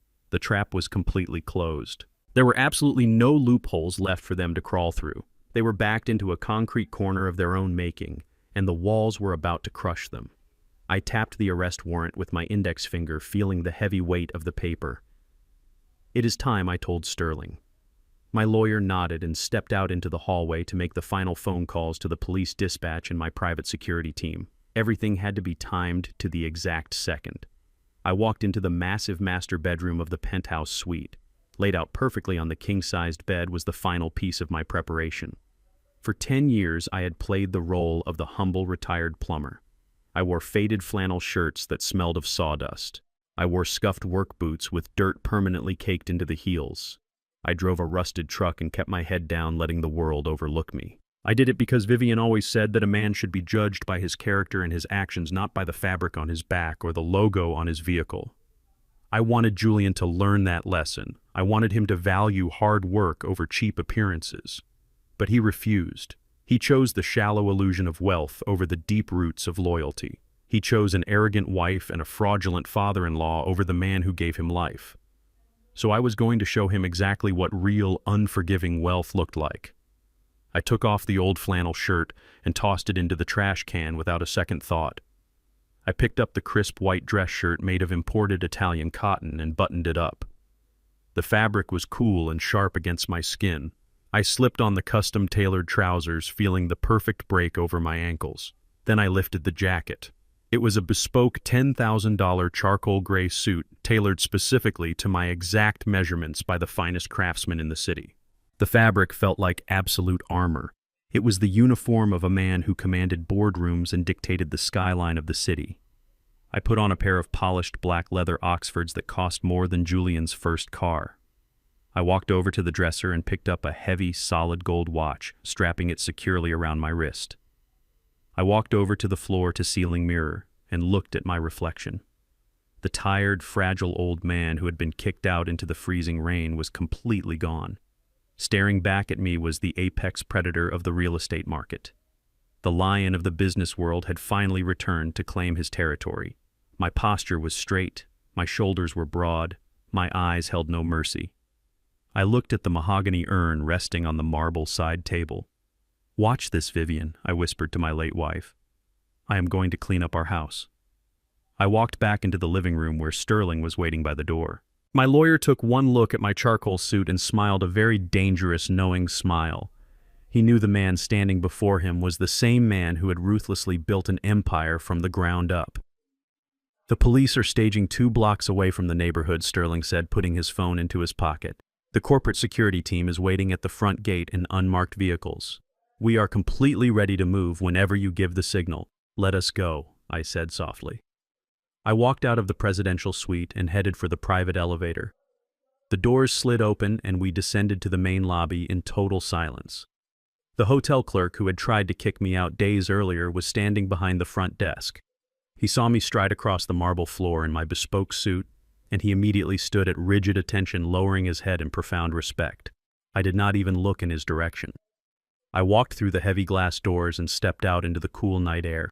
A massive, sleek black Rolls-Royce Phantom was waiting at the curb with the engine purring silently. A professional driver in a dark suit opened the rear door for me. I slid into the luxurious leather seat and Sterling got in beside me. The door closed, shutting out the noise of the city street. The driver looked at me through the rear-view mirror, waiting for his instructions. "Take us to the suburbs," I told the driver. "It is time to crash a party."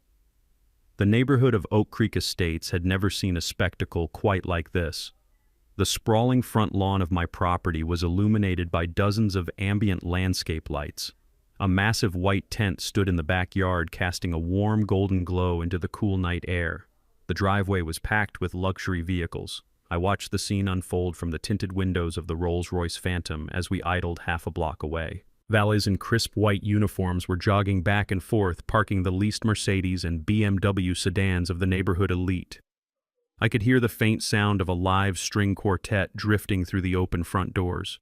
Chloe had spared absolutely no expense. She had hired premium caterers who were currently circulating the grand foyer with silver trays of caviar and imported champagne. She was spending $50,000 of phantom money to impress people who would not even look at her if she were broken down on the side of the highway. I watched her through the large bay windows. She was wearing a floor-length emerald green designer gown, laughing a high-pitched fake laugh and clutching a crystal flute. Julian was standing next to her, looking incredibly stiff in his tuxedo. His eyes darted around the room nervously. He knew the absolute terror of his financial reality, but he was trying desperately to play the part of the successful host. He was a hollow man propping up a hollow life, pretending everything was perfect while the ground crumbled beneath his expensive shoes. But the true star of this pathetic theater was Richard. Chloe's father had positioned himself right in the center of my formal living room, holding court like a king. He was surrounded by a circle of older, wealthy white men. These were the managing partners, the senior surgeons, and the aggressive corporate lawyers of the gated community. The very same men who used to give me polite, condescending nods when they saw me pulling weeds in my faded overalls. Richard was drinking a glass of my rarest 20-year-old scotch, a bottle he had shamelessly raided from my locked cellar. He took a slow, arrogant sip and smiled at his captive audience. I rolled down the heavy window of the Rolls-Royce just a crack. The night was quiet enough that the voices from the open living room drifted perfectly down to the street. Richard was talking loudly, making sure his voice carried over the classical music. He was telling them about the house. He told the men that when he first arrived, the place was an absolute disaster. He said it was filled with rusted junk and old, useless furniture belonging to a freeloader. He actually laughed as he described how he had to do a massive clean sweep. He boasted that he completely cleared out the dead weight and threw out the garbage to finally bring the property up to its true potential. He was talking about my clothes. He was talking about the mahogany urn holding my dead wife. He called the memories of my entire life garbage just to get a cheap laugh from men he wanted to scam. The men in the circle chuckled, taking sips of their expensive drinks, completely unaware that they were laughing at the real owner of the house. Then Richard pivoted seamlessly into his true agenda. Having established his fake dominance, he started talking about commercial real estate investments. He lowered his voice slightly, acting as if he was letting them in on a highly exclusive secret. He talked about a multi-million-dollar commercial development project downtown. He hinted that he was opening up a few early investment slots for close friends. It was a complete scam. A desperate final play from a bankrupt man trying to steal from his wealthy neighbors to pay off his violent bookies. And these arrogant men, blinded by the illusion of Richard's grand housewarming gala, were leaning in, hanging onto his every word. The peak of his absolute arrogance had been achieved. He felt entirely untouchable. I turned to Sterling, who was sitting quietly in the plush leather seat beside me, holding the heavy black briefcase on his lap. "It is time," I told my lawyer quietly. "Give the driver the signal." Sterling tapped the glass partition and nodded to the driver. The massive engine of the Rolls-Royce Phantom purred to life. The heavy black vehicle glided smoothly down the manicured street, moving like a shark through dark water. We did not pull up to the curb.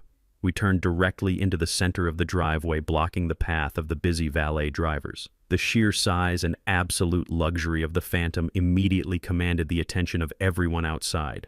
The young valet supervisor jogged up to the vehicle looking slightly panicked. He had been parking leased entry-level luxury cars all night. He knew a $500,000 custom vehicle when he saw one. He reached for the heavy silver door handle, but my driver was already stepping out. My driver walked around the back of the vehicle and pulled open my door. I stepped out into the cool night air. I did not look like the frail, hunched-over plumber they had kicked out into the rain just a week ago. I was wearing my bespoke charcoal gray suit tailored flawlessly to my broad shoulders. The heavy Italian fabric absorbed the ambient light. My posture was completely straight, my chin held high. The solid gold watch on my wrist caught the illumination from the porch. Sterling stepped out right behind me, looking like an absolute corporate executioner in his sharp navy suit, grasping the briefcase tight. The sudden arrival of the Phantom caused a ripple effect that spread rapidly from the driveway to the front porch. The guests who were standing outside smoking premium cigars and holding crystal glasses stopped talking. They stared at me, trying to process the visual shock. A few of the neighborhood executives recognized me immediately, not as the old man who fixed the sprinklers, but as Victor Rollins, the commercial developer whose name was plastered across the downtown skyline. A heavy, stunned silence began to spread through the front lawn like a virus. Conversations died mid-sentence. The clinking of glasses ceased entirely. I ignored all of them. I did not offer a single smile or a polite nod. I walked up the wide concrete driveway with slow, deliberate steps. My polished leather Oxfords clicked sharply against the pavement. Sterling walked perfectly in step beside me, holding the briefcase that contained their total destruction. I reached the bottom of the porch stairs. The front doors were wide open, revealing the crowded grand foyer. I could see Chloe standing near the staircase, laughing loudly, completely oblivious to the storm that had just arrived on her doorstep. I could see Richard still holding his glass of my stolen scotch deep into his fraudulent pitch. The string quartet was playing a lively, elegant tune, completely unaware that the curtain was about to fall on this pathetic masquerade. I took a deep breath of the crisp night air, letting the absolute power of the moment settle into my bones. I thought about Vivian and the promise I made to protect this family. I realized that excising a tumor is the only way to save the body. I walked up the steps, crossed the threshold, and stepped directly into the center of my own house. The execution was officially underway. I stepped across the threshold of my own home, and the heavy oak front doors closed behind me, shutting out the cool night air. The grand foyer was packed with the local elite holding crystal champagne flutes and laughing at jokes they did not actually find funny. The live string quartet was playing a fast classical piece in the corner, filling the high ceilings with elegant music. The entire house smelled of expensive catered food and imported floral arrangements. I walked across the imported marble floor with Sterling right beside me. My polished leather Oxfords made a sharp, commanding sound that seemed to cut right through the classical music and the wealthy chatter. Chloe was standing near the base of the sweeping staircase. She was in the middle of telling an animated story to a group of neighborhood wives, holding her glass of expensive champagne delicately by the stem. She turned her head casually and saw me. For a split second, her brain simply could not process what she was looking at. She was used to seeing me in faded flannel shirts and dirt-covered work boots. Seeing me in a $10,000 bespoke charcoal suit with a posture as straight as forged steel completely short-circuited her mind. But then the recognition hit her, and her face drained of absolutely all color. She dropped her fake socialite smile instantly. She excused herself from the wealthy wives and marched toward me, her emerald green designer dress dragging heavily across the floor. She stopped a few feet away from me. She demanded to know what I was doing here. She kept her voice low, trying her absolute hardest not to cause a scene, but her eyes were wild with pure, unadulterated panic. She hissed at me to get out immediately before she called the private security to drag me off the property. She actually called me a homeless trespasser in my own house. She said I was going to ruin the aesthetic of her perfect night.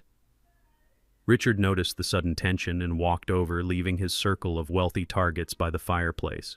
He puffed out his chest, trying to look like the dominant alpha male of the estate. He looked me up and down, taking in my tailored Italian suit and the solid gold watch shining on my wrist. He let out a loud, condescending little laugh that reeked of fake superiority. He told me that renting a nice suit for the night did not change the fact that I was just a retired plumber who did not belong in this premium zip code. He told me to turn around and walk back out into the street before he had me arrested for trespassing and harassment. He was so incredibly arrogant, so completely blind to the reality standing right in front of his face. Julian was hovering a few feet behind them, sweating profusely, clutching a glass of scotch and looking down at the floor, too much of a coward to say a single word to his own father. I did not answer Chloe. I did not look at Richard. I treated them exactly like what they were to me in that specific moment, which was absolutely nothing. I did not give them the dignity of a response or the satisfaction of an argument. I simply walked right past them. I brushed past Richard's shoulder with the cold indifference of a man walking past a discarded piece of trash on the sidewalk. Chloe gasped in pure outrage. She yelled for the valet security guards to come inside, but nobody moved. I walked directly toward the center of the massive living room, where the most powerful men in the neighborhood were standing. These were the hospital directors, the hedge fund managers, and the senior investment bankers that Richard was desperately trying to scam with his fraudulent investment pitches. As I approached the circle, the men slowly stopped talking. A senior managing partner from the biggest commercial law firm in the city turned around. He held a heavy glass of expensive bourbon in his hand. He took one single look at me, and his eyes went wide with absolute profound shock. He nearly dropped his drink onto the expensive Persian rug. He immediately stood up completely straight and bowed his head slightly in a gesture of pure submission. "Good evening, Mr. Rollins," he said, his voice trembling with profound respect. "It is an absolute honor to see you, sir."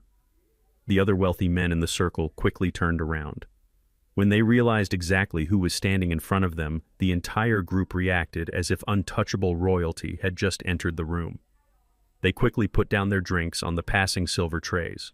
They stepped forward, extending their hands, eagerly competing for my attention. "Good evening, Mr. Rollins. Thank you so much for having us, Mr. Rollins. We had no idea you were attending tonight, sir. It is a privilege to be in your home, Mr. Rollins." The name Rollins meant billions in this city. I owned the commercial skyscrapers these men worked in. I owned the development firm that built the country club they played golf at. In their world, I was a living god. The string quartet slowly stopped playing. The chatter in the grand foyer died down until the entire room went completely dead silent. Every single guest in the house was staring at the center of the living room, watching the most powerful white men in the gated community bow their heads and eagerly shake the hand of a 73-year-old black man. I turned my head slowly and looked back at the sweeping staircase. Chloe and Richard stood entirely frozen. I watched their faces completely shatter into a million pieces. The sheer absolute horror blooming in their eyes was the most beautiful thing I had ever witnessed in my entire life. Richard was staring at the exact men he had been desperately trying to impress all night long. The men who had looked at him with mild amusement and polite tolerance were now bowing their heads in deep submission to the very man he had thrown out into the freezing rain. The illusion of his aristocratic superiority was violently ripped away in a matter of seconds. He suddenly realized he had just insulted and mocked the apex predator of the entire local economy. His face turned a sickly shade of gray and his mouth hung open in silent terror. Chloe was literally shaking. She gripped the wooden banister of the staircase so hard her knuckles turned completely white.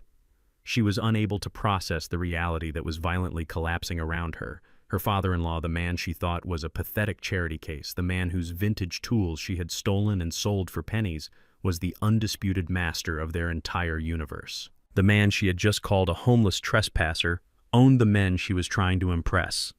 I looked her dead in the eye across the silent, crowded room. I did not smile. I did not gloat. I just stared at her with the cold, calculating eyes of a man who was about to take absolutely everything she had ever cared about. The panic in her chest was so visible she looked like she was about to collapse right there on the marble floor. Sterling stepped up beside me, opening the golden clasps of his heavy black leather briefcase. The metallic click echoed through the silent house like the cocking of a loaded weapon. The social execution was over. It was time for the legal execution to begin. The silence in the grand living room was absolutely suffocating, the kind of silence that happens right before a massive structure collapses into dust. Every single pair of eyes in that house was locked onto me.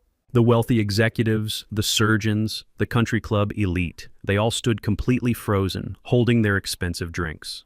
I turned my attention away from the terrified faces of my son and my daughter-in-law.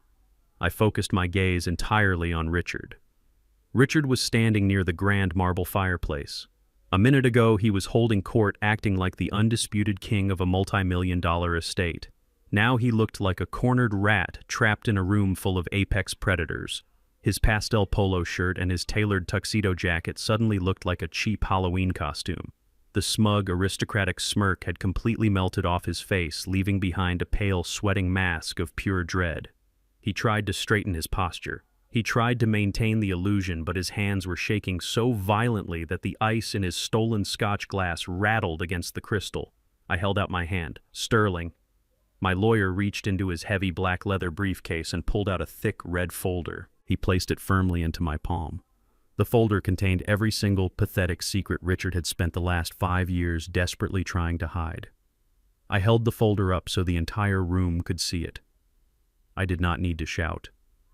When a man like me speaks in a room like this, people hold their breath to listen. Richard I said. My voice was deep and resonant, echoing off the high ceilings of the foyer. It carried the absolute authority of a man who owned the very ground we were all standing on. I see you have been entertaining my guests. I continued, taking a slow, deliberate step toward him. I heard you pitching a highly exclusive commercial real estate investment to the managing partners standing right next to you. You were talking about prime downtown development. You were talking about early buy and opportunities for your closest friends. Richard swallowed hard. The prominent Adam apple in his throat bobbed up and down. He opened his mouth to speak, to offer some charming excuse to play it off as a joke, but his vocal cords completely failed him. No sound came out. I opened the red folder. I looked at the top sheet of paper, and then I looked at the circle of wealthy men who had been listening to him. Before any of you gentlemen open your checkbooks, I said, projecting my voice clearly, I think you should know exactly who you are dealing with. The man standing before you is not a real estate mogul. He is not a retired Wall Street titan. He is an absolute, complete, and total fraud. The gasps rippled through the crowd of wealthy neighbors. The wives covered their mouths in shock. The men tightened their grips on their glasses. I turned my eyes back to Richard. He took a tiny, pathetic step backward, hitting the edge of the marble fireplace. You stand in my house, Richard, I said, my voice dropping to a dangerous, chilling frequency. You drink my 20-year-old scotch. You throw a lavish party using money stolen from my life insurance policy. And you boast to these successful men about your massive investments. But why do you not tell them the truth? Why do you not tell your country club friends that your membership was permanently revoked 6 months ago for unpaid dues? A murmur of disgust swept through the circle of executives. In their world, failing to pay club dues was the ultimate sign of financial decay. Why do you not tell them about the luxury apartment down in the city? I continued, stepping even closer. The apartment you told my son you were having minor lease issues with. Why do you not tell everyone in this room that you did not choose to leave that apartment? You were forcefully evicted by the county sheriff's department because you have not paid rent in nearly a year. You are completely homeless, Richard. You are an uninvited squatter hiding in a house that I own. Richard started to hyperventilate. His face turned a sickly shade of gray. He looked around the room, desperately searching for a friendly face, searching for an ally. But the men he had been trying to impress were now staring at him with absolute, profound revulsion. Wealthy people despise nothing more than a parasite pretending to be one of them. But I was not done. I was not even close to being done. I pulled the second document from the red folder. I held it up for the room to see. Let us talk about your investments, Richard, I said, my voice cutting through the heavy tension like a surgical blade. Let us talk about the $1.5 million you currently owe. And we are not talking about bank loans or corporate debt. You owe $1.5 million to illegal offshore bookies and violent underground lenders to feed a degenerate gambling addiction. The entire living room erupted in shocked whispers. Men began to physically step away from Richard. They did not want to be anywhere near a man tied to violent criminals. They realized they had been sharing drinks and laughing with a desperate con artist who was trying to use their money to save his own broken legs. Richard finally found his voice. It was a weak, pathetic squeak. That is a lie, he stammered, looking around wildly. He is lying. He is just a crazy old man trying to ruin my family. Do not listen to him. I did not even blink. I pulled out the final stack of papers from the folder. They were bank statements highlighted in bright yellow marker. If I am lying, Richard, I challenged him, then perhaps you can explain these bank transfers. I turned my body slightly so I was addressing not just Richard, but my son Julian, who was standing frozen near the staircase. Julian was sweating profusely, completely paralyzed by the sheer magnitude of the destruction happening in his living room. Julian, I called out. My son flinched as if I had physically struck him. Did you know that for the past 3 weeks your loving wife has been completely draining your joint savings accounts? Did you know that the money you thought was going toward your car payments and your mortgage was actually being wired to offshore holding companies? Julian's eyes widened in sheer, absolute terror. He looked at Chloe, who was violently shaking her head, crying silent, panicked tears. It is true, Julian, I said, slamming the undeniable truth into his chest. Your wife has been stealing your hard-earned money, your entire financial future, to pay off her father's illegal gambling debts. That is why your car was repossessed in the middle of the night. That is why you are completely broke. You let this man sleep under your roof, and he repaid you by letting his daughter bleed you entirely dry. Julian dropped his glass of scotch. It shattered against the hardwood floor, but nobody even jumped. The sound of breaking glass was nothing compared to the sound of Julian's reality completely shattering into a million irreparable pieces. He grabbed his hair with both hands, letting out a low, guttural sound of pure agony. He looked at Chloe with an expression of absolute disgust and betrayal. He finally realized that the woman he chose over his own father was the very person bankrupting him. I turned back to Richard. The destruction of his aristocratic mask was beautifully complete. He was no longer a proud, wealthy investor. He was a pathetic, exposed beggar standing in the middle of a room full of people who now looked at him like he was a diseased animal. The physical reaction of the crowd was incredible to watch. The senior surgeons, the corporate lawyers, the hedge fund managers, the very men Richard desperately needed to validate his existence, slowly turned their backs on him. They took several large steps away, creating a wide, empty circle of isolation around him. They looked at his pastel polo shirt and his leased tuxedo with sheer, unadulterated contempt. He was infected, and they wanted absolutely nothing to do with him. "Get out of my house, Richard," I said. My voice was calm, but it carried the weight of an absolute, undeniable command. "You are a fraud, you are a thief, and you are officially out of time." Richard stood completely alone in the center of the Persian rug. He looked at the faces of the disgusted neighbors. He looked at his weeping daughter. He looked at the shattered, broken man who was his son-in-law. He had absolutely nowhere left to hide. His fake world was dead, and I was the one who pulled the trigger. I stepped across the threshold of my own home, and the heavy oak front doors closed behind me, shutting out the cool night air. The grand foyer was packed with the local elite holding crystal champagne flutes and laughing at jokes they did not actually find funny. The live string quartet was playing a fast classical piece in the corner, filling the high ceilings with elegant music. The entire house smelled of expensive catered food and imported floral arrangements. I walked across the imported marble floor with Sterling right beside me. My polished leather Oxfords made a sharp, commanding sound that seemed to cut right through the classical music and the wealthy chatter. Chloe was standing near the base of the sweeping staircase. She was in the middle of telling an animated story to a group of neighborhood wives, holding her glass of expensive champagne delicately by the stem. She turned her head casually and saw me. For a split second, her brain simply could not process what she was looking at. She was used to seeing me in faded flannel shirts and dirt-covered work boots. Seeing me in a $10,000 bespoke charcoal suit with a posture as straight as forged steel, completely short, circuited her mind. But then the recognition hit her, and her face drained of absolutely all color. She dropped her fake socialite smile instantly. She excused herself from the wealthy wives and marched toward me, her emerald green designer dress dragging heavily across the floor. She stopped a few feet away from me. She demanded to know what I was doing here. She kept her voice low, trying her absolute hardest not to cause a scene, but her eyes were wild with pure, unadulterated panic. She hissed at me to get out immediately before she called the private security to drag me off the property. She actually called me a homeless trespasser in my own house. She said I was going to ruin the aesthetic of her perfect night. The destruction of Richard left a heavy, suffocating silence in the room. The wealthy guests were staring at the floor, unable to look at the pathetic man standing by the fireplace. Julian was still clutching his head, lost in the realization that his wife had bankrupted him. But Chloe was a different breed of toxic. While her husband crumbled and her father withered, her sheer, arrogant entitlement violently kicked in. She could not process defeat. Her narcissistic brain simply rejected the reality of what was happening. Her face turned bright red, contrasting violently with her emerald green designer dress. She stomped across the marble floor, pointing a manicured finger directly at my face. "Get out!" she screamed.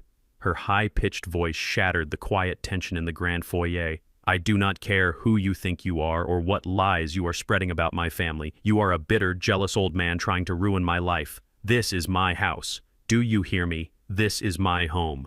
I am the lady of this house, and you are nothing but a trespasser. I want you out of my house right this second, or I swear to God I will have the security guards drag you out by your cheap collar."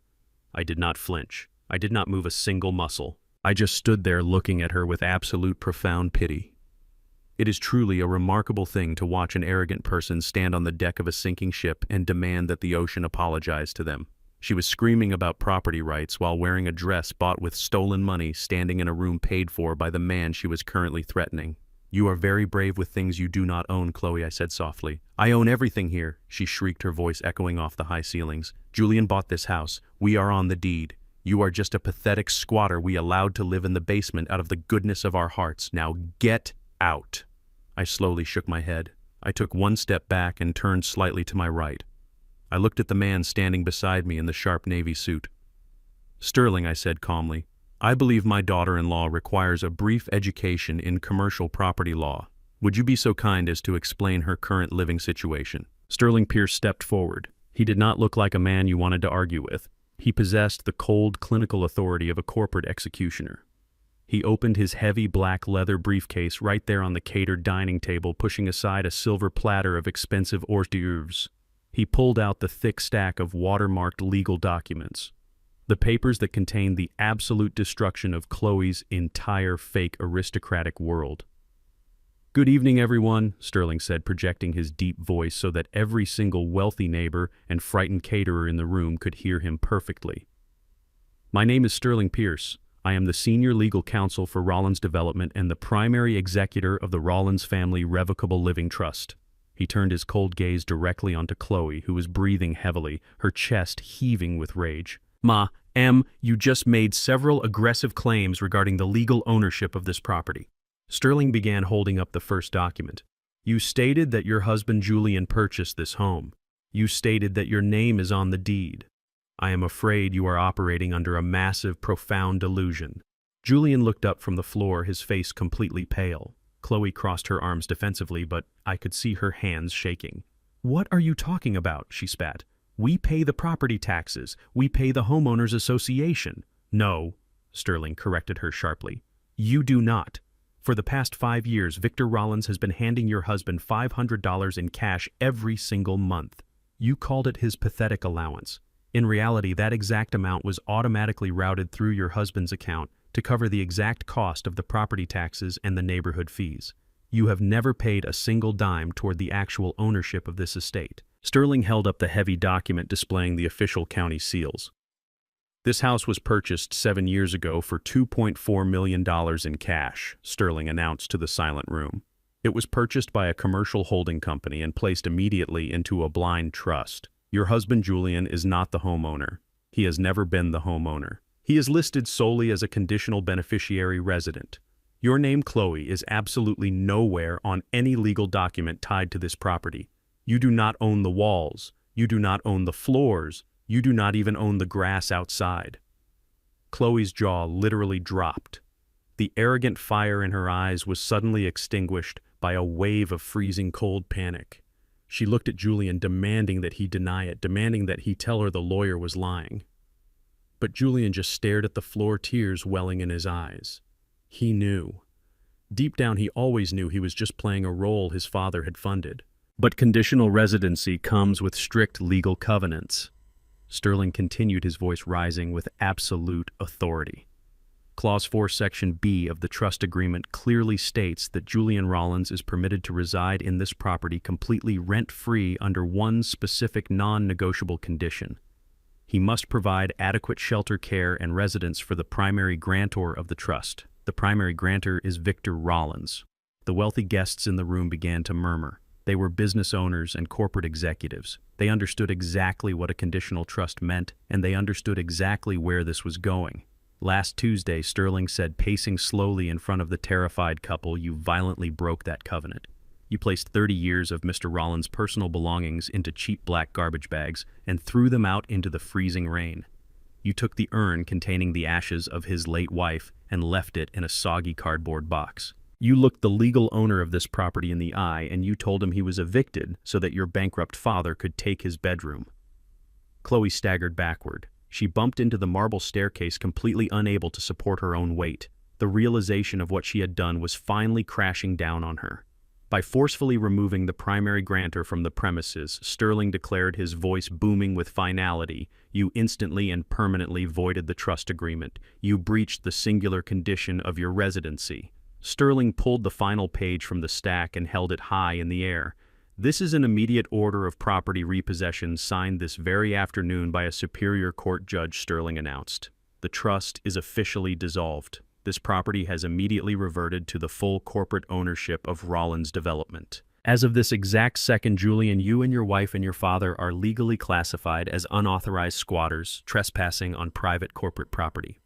The payoff was absolutely magnificent. The sheer total devastation on Chloe's face was a masterpiece of poetic justice. Her entire fake life, her grand housewarming party, her emerald green dress, her arrogant boasts to the neighborhood wives, it all collapsed into a pile of worthless rubble. She was not the lady of the manor. She was a homeless trespasser standing in a house she had stolen from the man who actually owned it. "You cannot do this," Chloe whispered, her voice cracking into a pathetic whimper. "Where are we supposed to go? We live here. You cannot just take our house away in the middle of the night." "It is not your house, Chloe," I said, stepping forward and looking down at her. "It never was. You wanted a luxury lifestyle, but you did not want to earn it. You wanted the grand estate, but you treated the man who provided it like garbage. You thought you could throw me out into the rain and steal my sanctuary. Well, I am taking my sanctuary back." The wealthy guests who had been drinking my champagne and eating my catered food quickly realized they were standing in the middle of a repossessed crime scene. The senior surgeons and the hedge fund managers began setting their crystal glasses down on the tables. They quietly signaled their wives and started moving swiftly toward the front doors. Nobody wanted to be associated with a family of fraudulent squatters. They avoided making eye contact with Richard, who was still cowering by the fireplace. They walked right past Chloe, who was sliding down the wooden banisters, sobbing hysterically into her hands. The grand housewarming gala was officially over. The guests were fleeing the sinking ship. But the absolute best part of the night was still waiting outside, because taking their house, taking their pride, and taking their social standing was only the civil penalty. I looked at Sterling and nodded. My lawyer reached into his pocket and pulled out his phone. He sent a single text message. 10 seconds later, the peaceful silence of the upscale suburban street was shattered by the loud wailing of approaching sirens. Red and blue lights began flashing rapidly, illuminating the large bay windows of the grand foyer. The criminal penalty had finally arrived. The piercing wail of police sirens shattered the quiet elegance of the upscale neighborhood. Through the massive bay windows of the grand foyer, the harsh flashing of red and blue emergency lights painted the walls in violent sweeping strokes. The remaining wealthy guests, who had been lingering in the corners hoping to quietly observe the drama, suddenly realized that the situation had escalated from a high society scandal to an active crime scene. The caterers abandoned their silver trays of expensive appetizers on the dining tables. The string quartet had already packed their instruments and fled out the side doors. Panic, a very specific kind of upper-class panic, completely took over the room. The men and women who had spent the evening drinking my stolen champagne shoved past each other in a desperate rush to get out the front doors before their reputations were stained by proximity to an arrest. I stood in the center of the marble floor, perfectly still in my bespoke charcoal suit. Sterling stood right beside me, holding his leather briefcase like a shield of absolute authority. We watched as the heavy wooden doors swung wide open. Detective Miller stepped across the threshold. He was a seasoned investigator who had zero patience for wealthy criminals playing the victim. He was followed by 4 uniformed police officers, their duty belts clinking sharply in the suddenly empty foyer. They did not wipe their boots. They did not care about the pristine imported rugs or the expensive floral arrangements. They moved with absolute tactical precision, spreading out to secure the immediate area. Chloe was standing near the base of the sweeping staircase. Her emerald green designer gown looked utterly ridiculous in the harsh flashing lights of the police cruisers parked outside. She stared at the uniformed officers with wide, unblinking eyes. Her brain was completely short-circuiting. She was a woman who believed that people in her tax bracket simply did not get arrested. She thought the law was something that only applied to the poor and the desperate. She was about to receive a very aggressive education in reality. "Chloe Rollins." Detective Miller announced, his deep voice echoing off the high ceilings. "Step forward and keep your hands where I can see them." Chloe physically recoiled, pressing her back against the wooden banister. "What is happening?" she shrieked, her voice cracking into a hysterical pitch. "Why are the police in my house? You cannot be here. I demand that you leave immediately. I know the mayor. I will have all of your badges for this outrage. You do not own this house, Mrs. Rollins." Detective Miller replied, his tone entirely devoid of sympathy. "And you are in absolutely no position to demand anything. You are under arrest." He pulled a heavy folded document from his jacket pocket. He read the charges loud and clear, ensuring that Julian and Richard heard every single devastating word. You are being charged with felony wire fraud. You are being charged with identity theft and the forgery of a financial instrument. You are also being charged with grand larceny and the trafficking of stolen goods across state lines. That is a lie, Chloe screamed, tears of sheer panic finally spilling over her carefully applied makeup. It is a lie. That crazy old man is making things up because he is senile and jealous of us. He abandoned his junk in the garage and I just cleaned it up. I did not forge anything. Detective Miller did not even blink. We have the digital tracking data from the insurance company proving the fraudulent loan application was sent from your personal laptop, he stated coldly. We have the bank routing numbers showing you attempted to deposit $50,000 stolen dollars directly into your private checking account. And we have crystal clear high-definition video footage of you standing in that garage signing a fraudulent bill of sale and accepting illegal cash for antique items you did not own. The undercover broker you sold them to works directly with our financial crimes unit. The color completely drained from Chloe's face. The arrogant fire that had fueled her entire life was instantly extinguished by the freezing water of undeniable evidence. She looked at me, standing quietly across the room. She finally realized the absolute magnitude of the trap she had walked blindly into. I had not just caught her stealing. I had meticulously documented her entire criminal process and handed it to the authorities on a silver platter. Two uniformed officers stepped forward. They grabbed her arms and pulled them roughly behind her back. The sharp metallic click of the steel handcuffs locking around her wrists echoed through the grand foyer. It was the most beautiful sound I had heard in 10 years. Chloe broke down completely. Her knees buckled and the officers had to hold her up by her arms to keep her from collapsing onto the marble floor. She sobbed hysterically, begging Julian to do something, begging her father to call a lawyer. Her designer dress was wrinkled and stained with her own tears. The self-proclaimed lady of the manor was being dragged out of the front doors like a common thief. While Chloe was screaming, I noticed movement out of the corner of my eye. Richard, the proud aristocrat, the man who had ordered me out of my own home, was attempting to slip away. While the police were focused on his daughter, he was literally tiptoeing toward the hallway that led to the catering kitchen and the back exit. He was abandoning his own child to save his own pathetic skin. I simply nodded my head toward the hallway. Sterling raised his hand.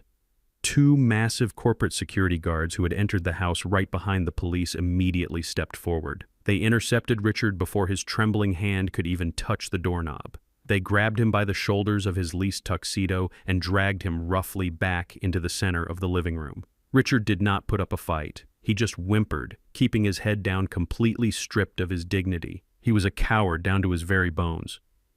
Julian had watched his entire world disintegrate in the span of 5 minutes. He watched his wife get dragged out the front doors in steel handcuffs. He watched his father-in-law get manhandled by private security. He looked around the empty living room, surrounded by half-empty champagne glasses and discarded plates of caviar.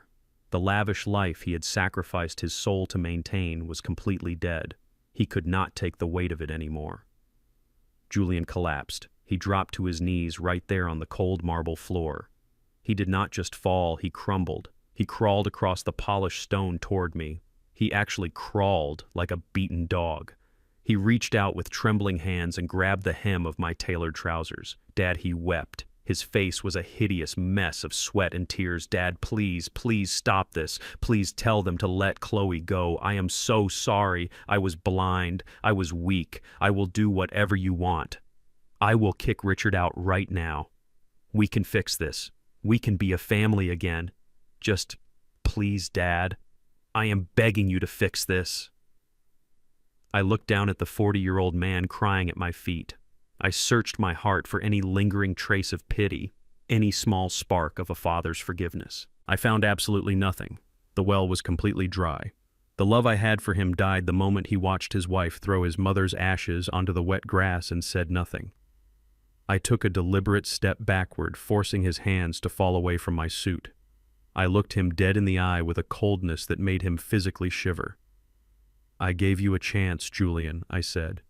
My voice was quiet, but it cut through his sobbing like a razor blade. I sat in a filthy $40 motel room and I offered you an absolute lifeline. I told you that if you stood up like a man and defended your father, I would make all your debts disappear. I offered you salvation, but you chose cowardice. You looked me in the eye and told me to go rot in an assisted living facility so you could keep playing house with a woman who was actively stealing your future." Julian sobbed harder, burying his face in his hands. "You do not have a father anymore, Julian." I continued, my tone devoid of any emotion. "You traded me for an illusion. I'm not fixing this. This is the exact life you built for yourself. Now you get to live in the ruins of it." Detective Miller stepped forward, looking down at Julian and Richard with profound disgust. "The property now legally belongs to Rollins Development," the detective stated, his voice leaving no room for argument. "You are both actively trespassing. You have exactly 1 hour to gather your personal belongings. You are only permitted to take what you can physically carry in your own hands. After 60 minutes, my officers will clear this building. Anyone remaining inside will be arrested and charged with criminal trespassing." I turned my back on my weeping son and his pathetic father-in-law. I walked over to the grand fireplace. I picked up the mahogany urn containing my beautiful Vivian. I held her close to my chest, knowing I had finally cleaned the infection out of our home. The execution was complete. Order had been restored. The garbage was finally being taken out. 6 months have passed since the night the flashing red and blue police lights washed over the pristine driveway of my property. The changing of the seasons brought a cold, crisp winter to the city, but my heart has never felt warmer or more secure. The sprawling house in the upscale gated community no longer smells like cheap catered caviar or expensive imported champagne. It smells like fresh paint, polished wood, and the sweet lavender perfume my beautiful Vivian always used to wear. The transformation of this space was not just physical. It was a complete spiritual cleansing. I completely gutted every single room that Chloe had arrogantly redecorated. I tore up the expensive imported rugs and threw away the ridiculous modern art she bought with stolen money. I reclaimed my territory entirely, but I did not move back into the massive, empty house to live alone. A property this size, built on a foundation of hard work, is meant to serve a much higher purpose than isolating one old man. I transferred the deed of the property from my commercial development firm to a newly established nonprofit organization. I officially named it the Vivian Rollins Foundation. We completely remodeled the entire ground floor. The master suite where Richard briefly and illegally squatted is now a fully functioning legal clinic. I hired Sterling Pierce to direct a team of ruthless, dedicated attorneys. We provide absolute free legal representation for senior citizens who are being financially abused and manipulated by their own toxic families. Every single day, elderly men and women walk through my front doors looking defeated, terrified, and completely broken. They are experiencing the exact same nightmare I went through. Their children are stealing their retirement pensions, forging their signatures, and trying to force them into state-run facilities just to steal their homes. My team listens to them. We protect them. We file the emergency injunctions, we freeze the compromised bank accounts, and we legally destroy the parasites who think old age equals weakness. Vivian would have absolutely loved this. She always believed that true wealth was measured strictly by how many vulnerable people you could protect. Protection comes with a very heavy price for those who try to break the rules. Chloe learned that lesson in the harshest environment possible. Her expensive defense attorney tried desperately to negotiate a plea deal, but the sheer volume of undeniable evidence we handed to the district attorney made that completely impossible. The high-definition video of her selling my antique tools and the digital tracking of the forged life insurance loan were absolute nails in her coffin. The judge was completely unforgiving during the sentencing hearing. He called her actions a masterclass in predatory greed. Chloe was convicted of felony wire fraud and elder financial abuse. She was sentenced to 7 years in a state penitentiary. The self-proclaimed lady of the manor traded her emerald green designer gowns for a standard-issue bright orange jumpsuit. She sits in a small concrete cell completely stripped of her fake social status and her stolen luxury. The wealthy neighborhood wives she desperately tried to impress do not write her letters. They erased her from their memories the very second the police cruisers drove her away from my driveway. Julian and Richard avoided criminal charges, but their civil and financial reality is a miserable prison all its own. Julian lost his prestigious job at the corporate firm. The senior partners simply could not employ a man whose family was at the center of a massive public fraud and embezzlement scandal. Without his massive salary and with his bank accounts entirely drained to pay off the neighborhood fines and the initial legal fees, Julian was left with absolutely nothing. He was forced to rent a tiny rundown two-bedroom apartment in the absolute worst part of the city. And the most poetic part of his punishment is his new roommate. Julian is now living with Richard. The two men who thought they were fundamentally better than me are now trapped together in a damp, miserable apartment. Richard still owes over $1 million to violent underground bookies, and he refuses to get a real job. Julian is working 60 hours a week at a low-level logistics warehouse just to keep the lights on and buy cheap groceries for the man who helped ruin his life. Julian chose to protect Richard over his own father, and now he gets to spend the rest of his life paying for that cowardly decision. He calls my corporate office sometimes, leaving desperate voicemails, begging for a second chance, begging for a small loan just to get back on his feet. I never listen to them. I press delete and continue my day. The sun is starting to set over the gated community, casting long golden shadows across the pristine front lawn. I walk out onto the mahogany deck holding a cold glass of sweet tea. Sitting right there in its rightful place is the wooden porch swing. After Thomas secured my vintage tools in the storage facility, I had him track down the master carpenter who originally helped me build the swing decades ago. We carefully repaired the splintered armrest that Richard had carelessly destroyed. We sanded it down and painted it a fresh, pristine white. It looks exactly the way it did when Vivian and I used to sit here watching the neighborhood children ride their bicycles down the street. I sit down on the swing, feeling the sturdy wood support my weight. The heavy, suffocating burden of pretending to be a frail, helpless old man is completely gone. I look over at the small side table where the mahogany urn rests peacefully in the evening breeze. "I kept my promise, Vivian," I whisper to the quiet air. "I cleaned up our house. I protected what we built. I did not let them destroy our legacy." I take a slow sip of the sweet tea. My heart is completely still. I have zero regrets about the path I chose.